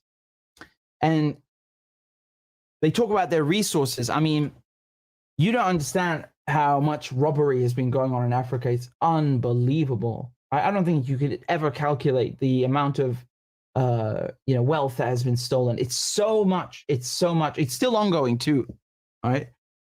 So it's beautiful because all these countries, or I should say this country now, right? L'AES, they have all that they need in order to prosper. They have all of it. And what they're doing by getting the Chinese to build infrastructure and the Russians to, you know, send in Wagner and all these things, I think the idea behind getting Russians to help is that the Russians are actually interested in finishing the goal. We know from history, we know from experience that when you know, the United States comes to fight jihadists, usually it created those jihadists in the first place, either on purpose or inadvertently. same thing in the end for the people who live there, and it's going to use that as an excuse to occupy your land forever. You know, it's like they give you an illness and then pretend they're there to treat you. That's the definition of American military aid. So, you know, at least you know the Russians are serious about finishing the job. They're not interested in building bases in your country because they don't do that. They just don't. And you know they don't have. I think they have respect towards other countries, which Americans don't. The Americans think they can walk all over the Africans and the French especially, right? And that's evidenced by the fact that the ambassador refused to leave. If a diplomat, that's a diplomat, refuses an order to leave the country and disrespects the foreign ministry by refusing to show up to the foreign ministry in a country where he is a guest, then what do you think the military and the intelligence agencies are doing? You think they are going to have more respect? I mean, their behavior is scum. American and French diplomats behave like scum. Not all of them, but I mean, this was really what this French ambassador did in Niger. He put the whole French diplomatic corps in the toilet with that behavior. And they all know it. They all know it. Yeah, I mean, you running inside the embassy and hiding with your family. I mean, what is, no one is hunting you. Just leave. No one is hunting you. You have to leave. That's all. Yeah, I mean, it's unbelievable, really unbelievable. And in the end, he left. So, you know, it's so imperialist, their thinking. And this is over, this kind of thinking. It's done. And so going back to my point about respect, about respecting the country that you're a guest in, the Russians don't behave like that. You understand? They're not going to come in and put troops and, you know, dig their heels in and start, you know, puffing their chests like the Americans and the French. It's a different relationship. They understand very well what attitude people have in the AES and what they're sick of, and they're there to do the opposite. Besides, if they don't like it, they can kick them out, just like if you know they kicked out the Americans and the Germans and the French, right? So this is in any case, you know, for putting all the military stuff aside, I think this is what the whole world should be doing. The whole global South needs to be looking at this model, really, this Pan-Africanism. That's what this is. That's what this is. The problem with ECOWAS is that it's controlled by the French and by the West. That's the problem. It's compromised. So that's how they get Africans to fight Africans. That's how they get Saudi Arabia to, you know, turn a blind eye while Palestinians are being killed and normalize ties with Israel. You know, this is the divide and conquer. Yeah. But it can be dismantled, and you're seeing that here. Beautiful, really beautiful. Well done to them. Well done. So, you know, it's good to have some good news once in a while, and I'm really happy with what they're doing. You know, the president of Senegal also, I saw him recently with the leaders of the AES, and Sonko, he was elected, and that blindsided the French, because you know he and his right hand man, the prime minister, they're really I wouldn't say anti-French, because none of these leaders are anti-French. They're just they're pro-African. You understand? Which for the French, they perceive that as being anti-French. It's not. But they're very, you know, direct. They're very fearless, and they're not afraid to tell imperialist powers to just go and screw themselves. Now, Senegal has a bit of a softer approach than them, and they didn't have as many military issues and threats. So it's a different situation, but still, you know, the colonial aftertaste, the lingering effects of colonialism, they're all there. You know, I think you're going to see more and more African countries pivoting like this, and it's great. They should be doing that, and they are doing that. And some of them are going to do it through elections, and some won't. But that's the end result. It's a natural progression, you know, to shed the skin of colonialism. Well done to them. Let me show you. This is here. So I don't think Sonko was with Diomaye Faye. So Diomaye Faye is the president of Senegal. I don't think he accompanied him here, but Nevertheless, this was his first visit to Mali and Burkina Faso, or again, I should say AES. Take a look. Station.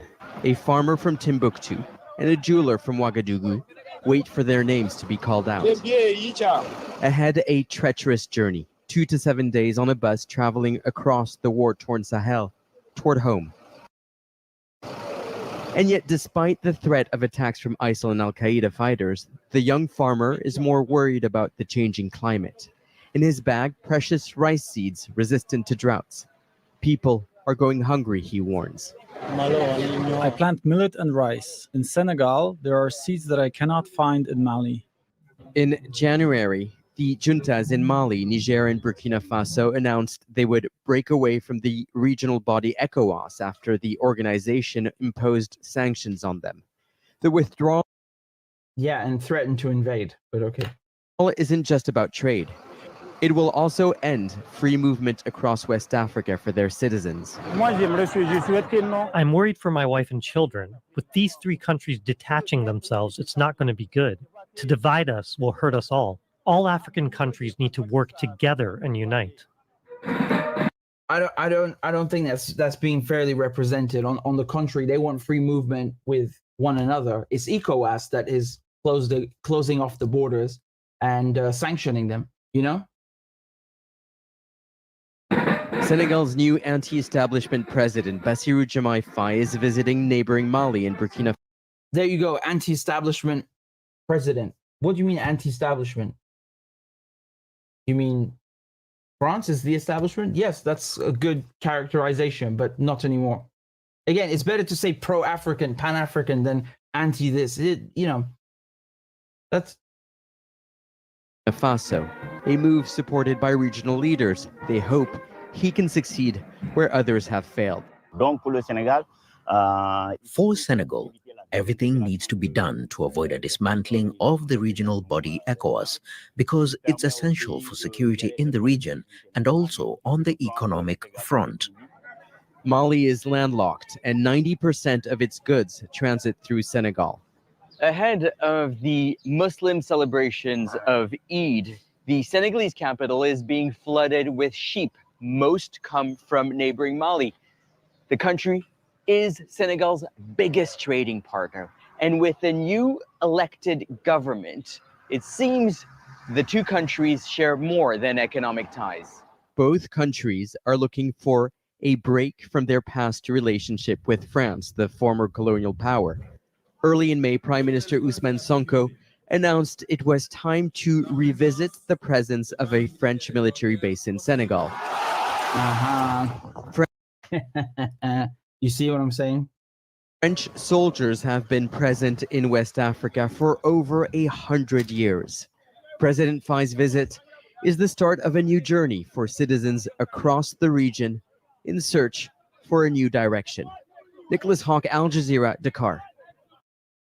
So you have to understand with ECOWAS, they've conditioned some African leaders to promote it as like some kind of it's a powerful regional bloc. No, it's not. It's doing the opposite of what it's supposed to do. Okay, they've sanctioned people who just want to Mali, Burkina Faso, Niger, just for wanting to have a government that is not beholden to the French.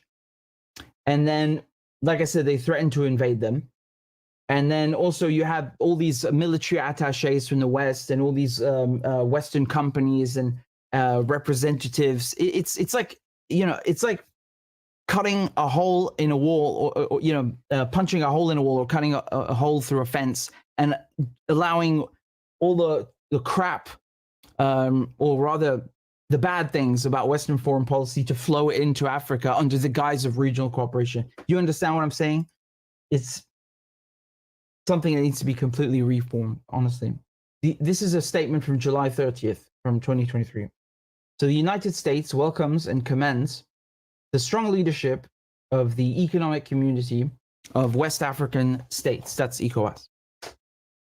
Heads of state and government to defend constitutional order in Niger, actions that respect the will of the Nigerian people and align with the enshrined ECOWAS and African Union principles of zero tolerance for unconstitutional change. We join ECOWAS and regional leaders in calling for the immediate release of President Bazoum and his family and the restoration of all state functions, blah, blah, blah, blah, blah. Translation, we support you invading Niger. Okay, so you can see that the United States and France use it as a cutout, essentially, to continue projecting power inside of Africa. Again, if it was legitimately Pan-African and something that helped the continent, I'd be the first one to come here and tell you why it's good. I'm telling you that this is another Western setup, all right? And this is why they can't shed, or it's so difficult to shed French and British neocolonialism in the Middle East and in Africa, because they've disguised colonialism.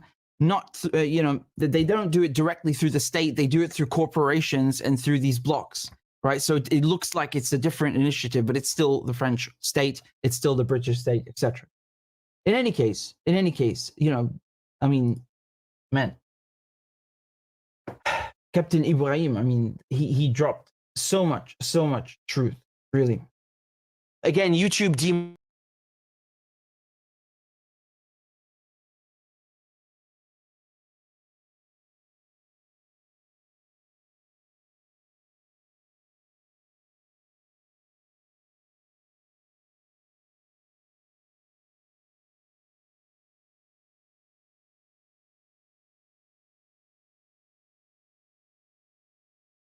Well, another assassination attempt against President Trump is coming before the election. Those aren't my words. Those are the words of a current Secret Service sniper in a newly released internal memo. We'll get to that part of the story in a second. But first, today we're diving deep into what was clearly a cover-up of the Trump assassination plot by the Secret Service and the FBI.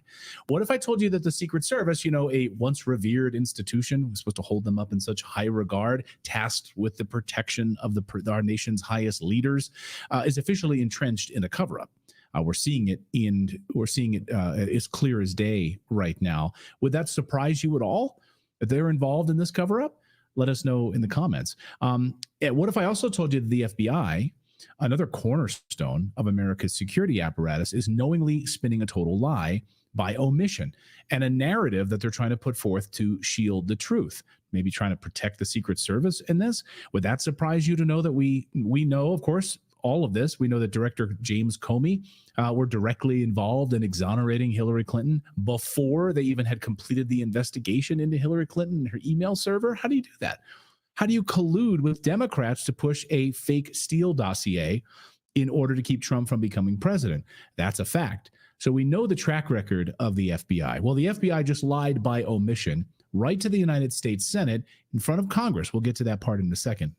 But first, new evidence today that we want to get to has surfaced that shatters this official story about the attempted assassination of former President Donald Trump. So let's start with the stunning video evidence here. This is the brand new video evidence that Fox News has obtained from an eyewitness that shows Crooks, the shooter, pulling himself up onto the roof, then running across it moments before the gunfire.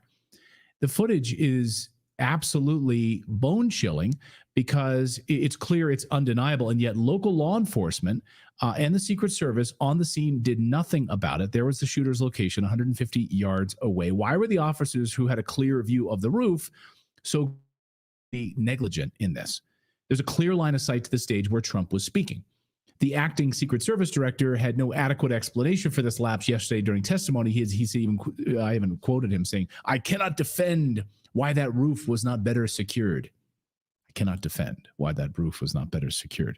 The video shows the shooter in plain sight well before his attack. I mean, look at that. It's ridiculous. This wasn't an intelligence failure. They had eyeballs on him. The Secret Service maintains snipers could not see him on the roofline. I could see him on the roofline. The Secret Service couldn't see him on the roofline? Maybe they were very engaged in Trump's speech. They just forgot why they were there. They were looking at his immigration chart up on the screen. They were so thought, wow, that guy's dropping truth bombs. And just think, their eyes are trained. Like, they are highly trained to see anomalies, like to see things that don't look normal in a crowd. Right. That's their whole purpose, right? They're supposed to ignore what the president is talking about, basically. Eagle-eyed, moving around like a lifeguard. Yeah. I've seen lifeguards that had better eyes on things than these guys did. This wasn't an intelligence failure. They had eyeballs on this shooter, Thomas Matthew Crooks, on the rooftop. They saw him. The Secret Service maintains that snipers couldn't see him. They couldn't see him. This is proven false now with this video. The Secret Service is now actively trying to cover this up, hiding information from Congress and the American people. In fact, they just like they deleted all the text messages on January 6th. So convenient that they covered up and hid all of those messages on that day, right?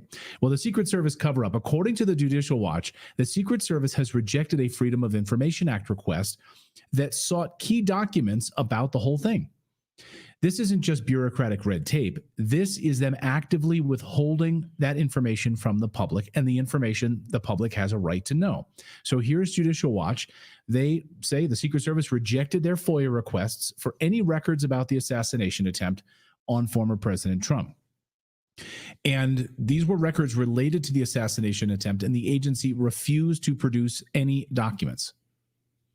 Ronald Rowe, who's the acting director of the Secret Service, was grilled by Senator Mike Lee about why this rooftop sniper location was abandoned and why the Secret Service is lying about Trump requesting additional protection. Listen. It's my understanding there was a sniper team assigned to a window with complete overlook, complete view of the roof, the same rooftop, sloped rooftop where the shots were fired. It's also my understanding, according to some whistleblower accounts, that post was abandoned. What can you tell me about that? Why was it abandoned? So I saw that from the colonel's testimony, sir, and it's something that I've asked and our mission assurance is getting to the bottom of.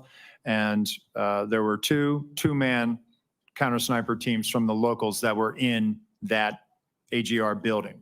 And so at some point they just left? That I don't have an answer for you on that, Senator, but it seems to me that if even one of them left, there should have been remaining some additional eyes left in that building. Yep. That seems like something that maybe should be one of the very first questions you address. I'm actually surprised that you don't know that already. And I'd ask that you submit to us in writing what you learn as soon as you learn it. Will you commit to that? Yes, sir. What can you tell me about, well, let me just state this way. Multiple requests were made by Trump's protective detail and by Trump's campaign team to the Secret Service for additional resources. I'm told that those were denied. And as I recall, the Secret Service spokesperson initially denied that such requests were made and denied. Why not tell the truth from the outset? What were they trying to do there? So, Senator, I don't think there was any intention to mislead. Seems like a pretty material fact, doesn't it? Yeah, you'd think so. Rowe testified before the Senate committee yesterday, admitting that local law enforcement officers had spotted the shooter, Thomas Matthew Crooks, on the roof where he eventually opened fire. So they're saying, wait a minute, the local law enforcement spotted the guy. So it's their fault. Wait a minute, I thought you said you couldn't see them. So you didn't see them? What's the real story here? Yet, despite this incredible piece of information, there was zero communication with the Secret Service agents on the ground. Zero. They were left in the dark, unaware of the impending threat that the shots rang out. So why are they withholding information as to the communications before, during, and after the attack? Why? You only withhold information if you have something to hide, right? Commander of the Beaver County Emergency Services Unit, Patrick Young, is now refuting statements from the acting Secret Service Director, Ronald Rowe. Responding to his messages yesterday, saying who testified before the Senate, Young says his local snipers were never directed to guard the location of the Secret Service claims. Listen. Secret Service, he showed a window that was maybe there. right here, Exactly. looking out to the roof. No, that's not where we were assigned. We're assigned over here in those first two windows. So he's wrong about the assignment. Absolutely. Okay. So anybody write Secret that Service, down he showed a anywhere? window. I mean, it's unbelievable. How did such colossal failures even happen in the first place? Why are they withholding this information that could show us stand down orders and more? Also, a Secret Service agent has come forward in a new memo that's been circulating among Secret Service staff. He says there will be another attempt to kill Trump before the November election. And he says that could come as early as September. Real Clear Politics got the memo and interviewed the sniper, withholding his name so that he's not gone after by his superior officers. Here's Real Clear Politics. A Secret Service counter sniper who called for the firing or resignations of all top agency leaders in a scathing email confirmed to colleagues Monday night that he meant to send the missive to every employee on the agency's uniform division. The sniper told his colleagues in 2 emails Monday night that he no longer could contain his anger after an enduring cover-your-own-ass culture for years at the agency, and after 2 weeks of obfuscation and outright lies by Secret Service leaders in the wake of the July 13th assassination attempt against President Trump that killed firefighter Corey Complicity and critically injured 2 others. Meanwhile, well, let's talk about the FBI now. The Secret Service grappled with their internal failings. The FBI was busy crafting a narrative that conveniently fit a political agenda. I mean, I can read it no other way because it's lying by omission, right? The FBI said during the hearing that Crooks harbored far-right extremist views, and he was anti-Semitic, and he was anti-immigrant. Oh, listen. While the investigation has not determined motive, the investigative team continues to review information from legal returns, including online and social media accounts. Something just very recently uncovered that I want to share is a social media account which is believed to be associated with the shooter in about the 2019-2020 timeframe. There were over 700 comments posted from this account. Some of these comments, if ultimately attributable to the shooter, appear to reflect anti-Semitic and anti-immigration themes, to espouse political violence, and are described as extreme in nature. So, interestingly, the more recent posts in 2021 unequivocally supported Biden, but he failed to mention that, left that part out. That's lying by omission, right? Here's the kicker. His team knew about this, omitted this in their initial testimony, selectively presented information to Congress to paint Crooks as a far right-wing extremist. And there was, in fact, a lot of evidence in these messages that he was a pro-Biden supporter who praised Biden's lockdowns, and he also praised his open border policies. Okay, so we didn't get to learn that during the testimony. It's kind of curious. The FBI also said they were still reviewing radio communications from that day. Yet earlier, during the Secret Service testimony, they said they had not saved any radio communications. So how are you reviewing radio communications the Secret Service says they don't have access to or they're deleted? A lot of questions from the Secret Service and the FBI, and this new vantage point of this new video of the shooter from this new vantage point. In addition to which, Patrick Young and the local law enforcement, who are clearly being thrown under the bus, we're led to believe they were in charge of this roof. And that's what the Secret Service is saying. Yet they never had any meetings about the roof. They never had any communications with them, even after they identified the shooter and they saw him walking across the roof. Cover up. I'd like to learn more about this upcoming assassination plot that the Secret Service knows about. And of course, I've maintained on this show, sadly, that they're never going to let President Trump become president of the United States again. And they're going to do everything in their power to keep it from happening, whether you like the guy or not. Like, that's exactly what's happening right now.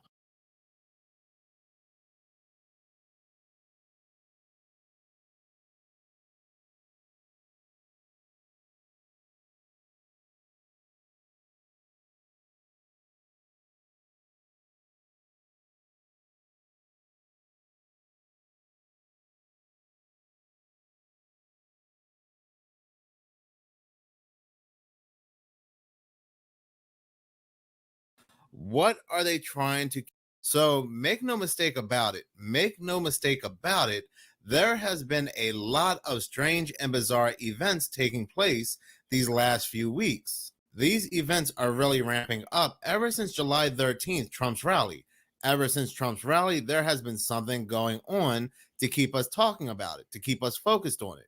Trump's rally alone, there's a lot coming out, a lot of back and forth, a lot of flip-flopping, a lot of things that conflict with previous information that has come out just to keep us invested, just to keep us going down a rabbit hole in an endless loop, a rabbit hole that goes nowhere. And I'm guilty of it too. I make a lot of videos on these topics as well. And that is mainly because I'm not a conspiracy channel. I'm not a theory channel. I just talk about what's in the news and I give my opinion on it. and I hope to hear your opinion on it as well in the comment section below. Sometimes my opinion can fall into the line of calling out the BS, but again, a lot is going on and they are dangling a lot of stuff in front of us, hoping we take the bait or keep us distracted with the bait. Trump's rally aside, we have these computers glitching worldwide. We had Joe Biden stepping down just a few days later after Trump's rally, Kamala Harris taking his place.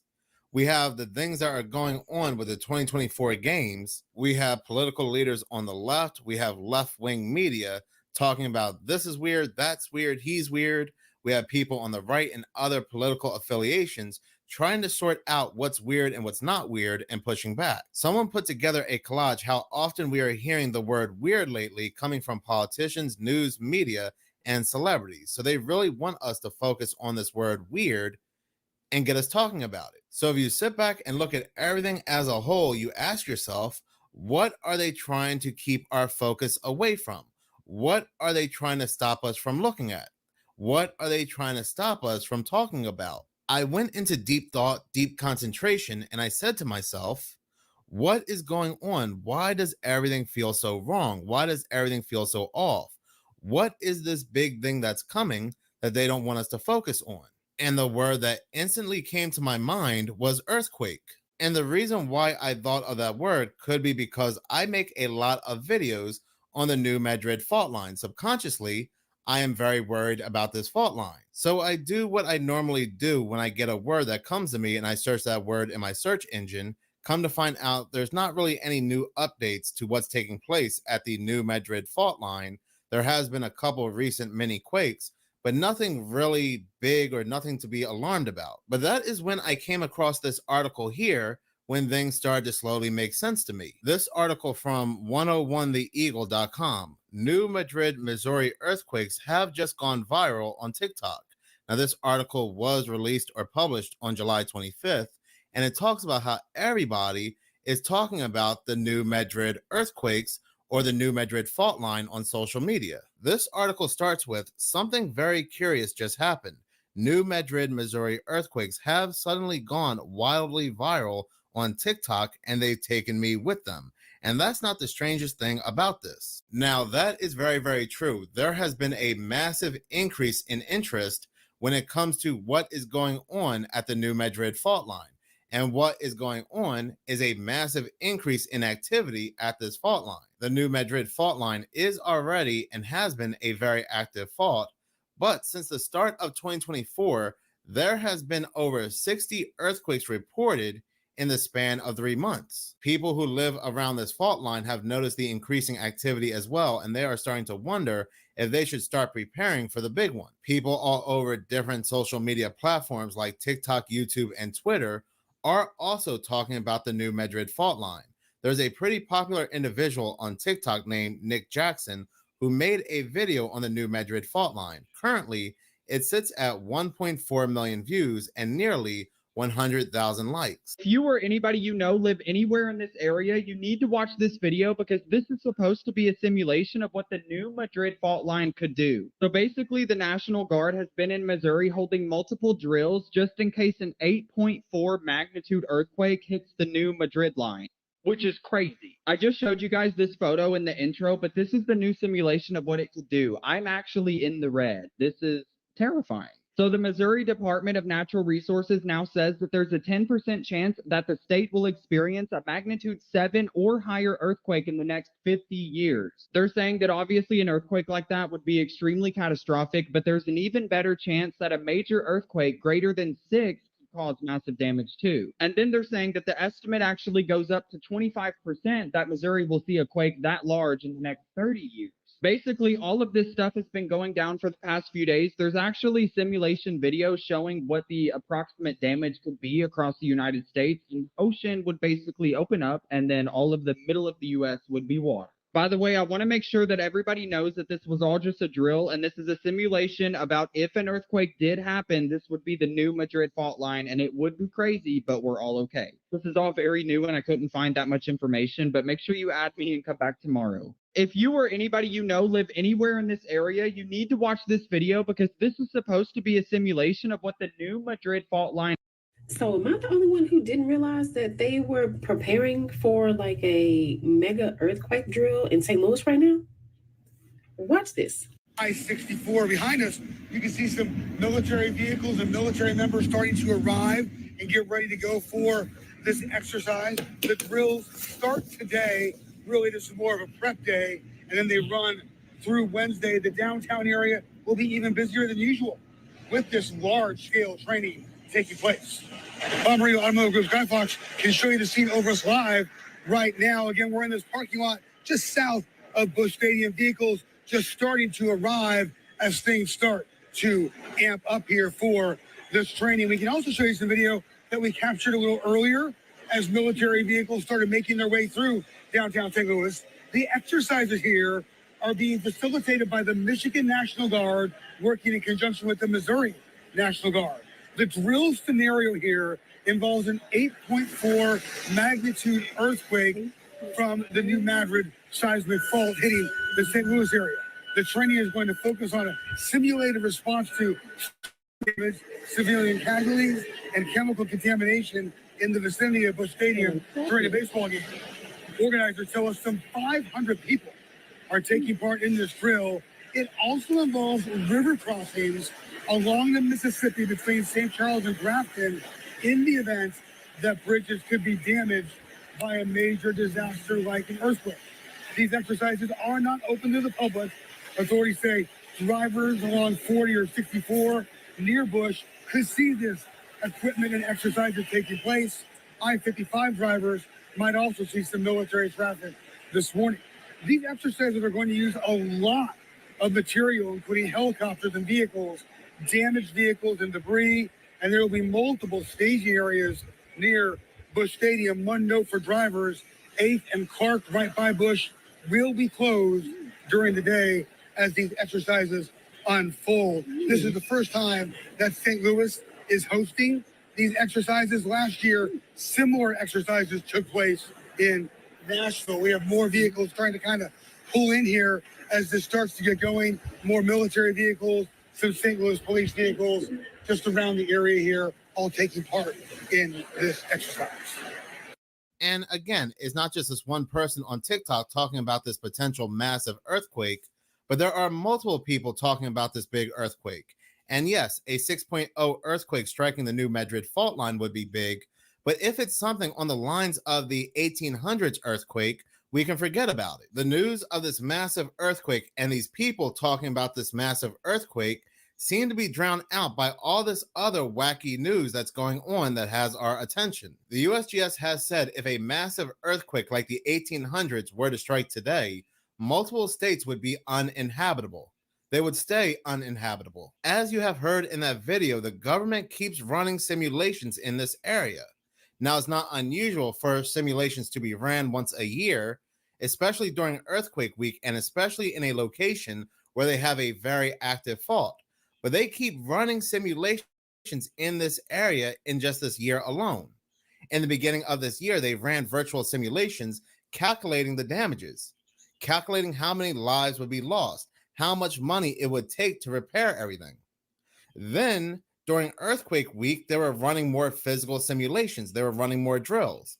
And then just recently in July, they were running more military drills on the New Madrid fault line. What would happen if a 8.4 magnitude earthquake were to strike this fault line, and what can we do about it? Well, I thought you ran these drills back during earthquake week. Well, apparently, for whatever reason, they have to run them again, and they have to run them multiple times. There will be people that will say, well, what can we do about it anyway? Even if a massive earthquake were to strike the New Madrid fault line, there's nothing we can do about it. We might as well stay distracted by these goofy stories. Well, you don't have to be a sitting duck. You can always stock up with supplies, extra water, batteries, and so forth. Even if a massive earthquake does not strike the New Madrid fault line, it's always good to be prepared for anything. It is very obvious the government is getting prepared for something to go down this location. They are just running way too many simulations and drills on the New Madrid fault line. And again, the New Madrid fault line is very, very active. Now, some people will also say, well, it being very active is a good thing. That means that there's a lot of gas being released that slows down the big one from happening. But a cluster of earthquakes can also mean as well the big one is about to come, especially when these mini earthquakes are increasing in intensity.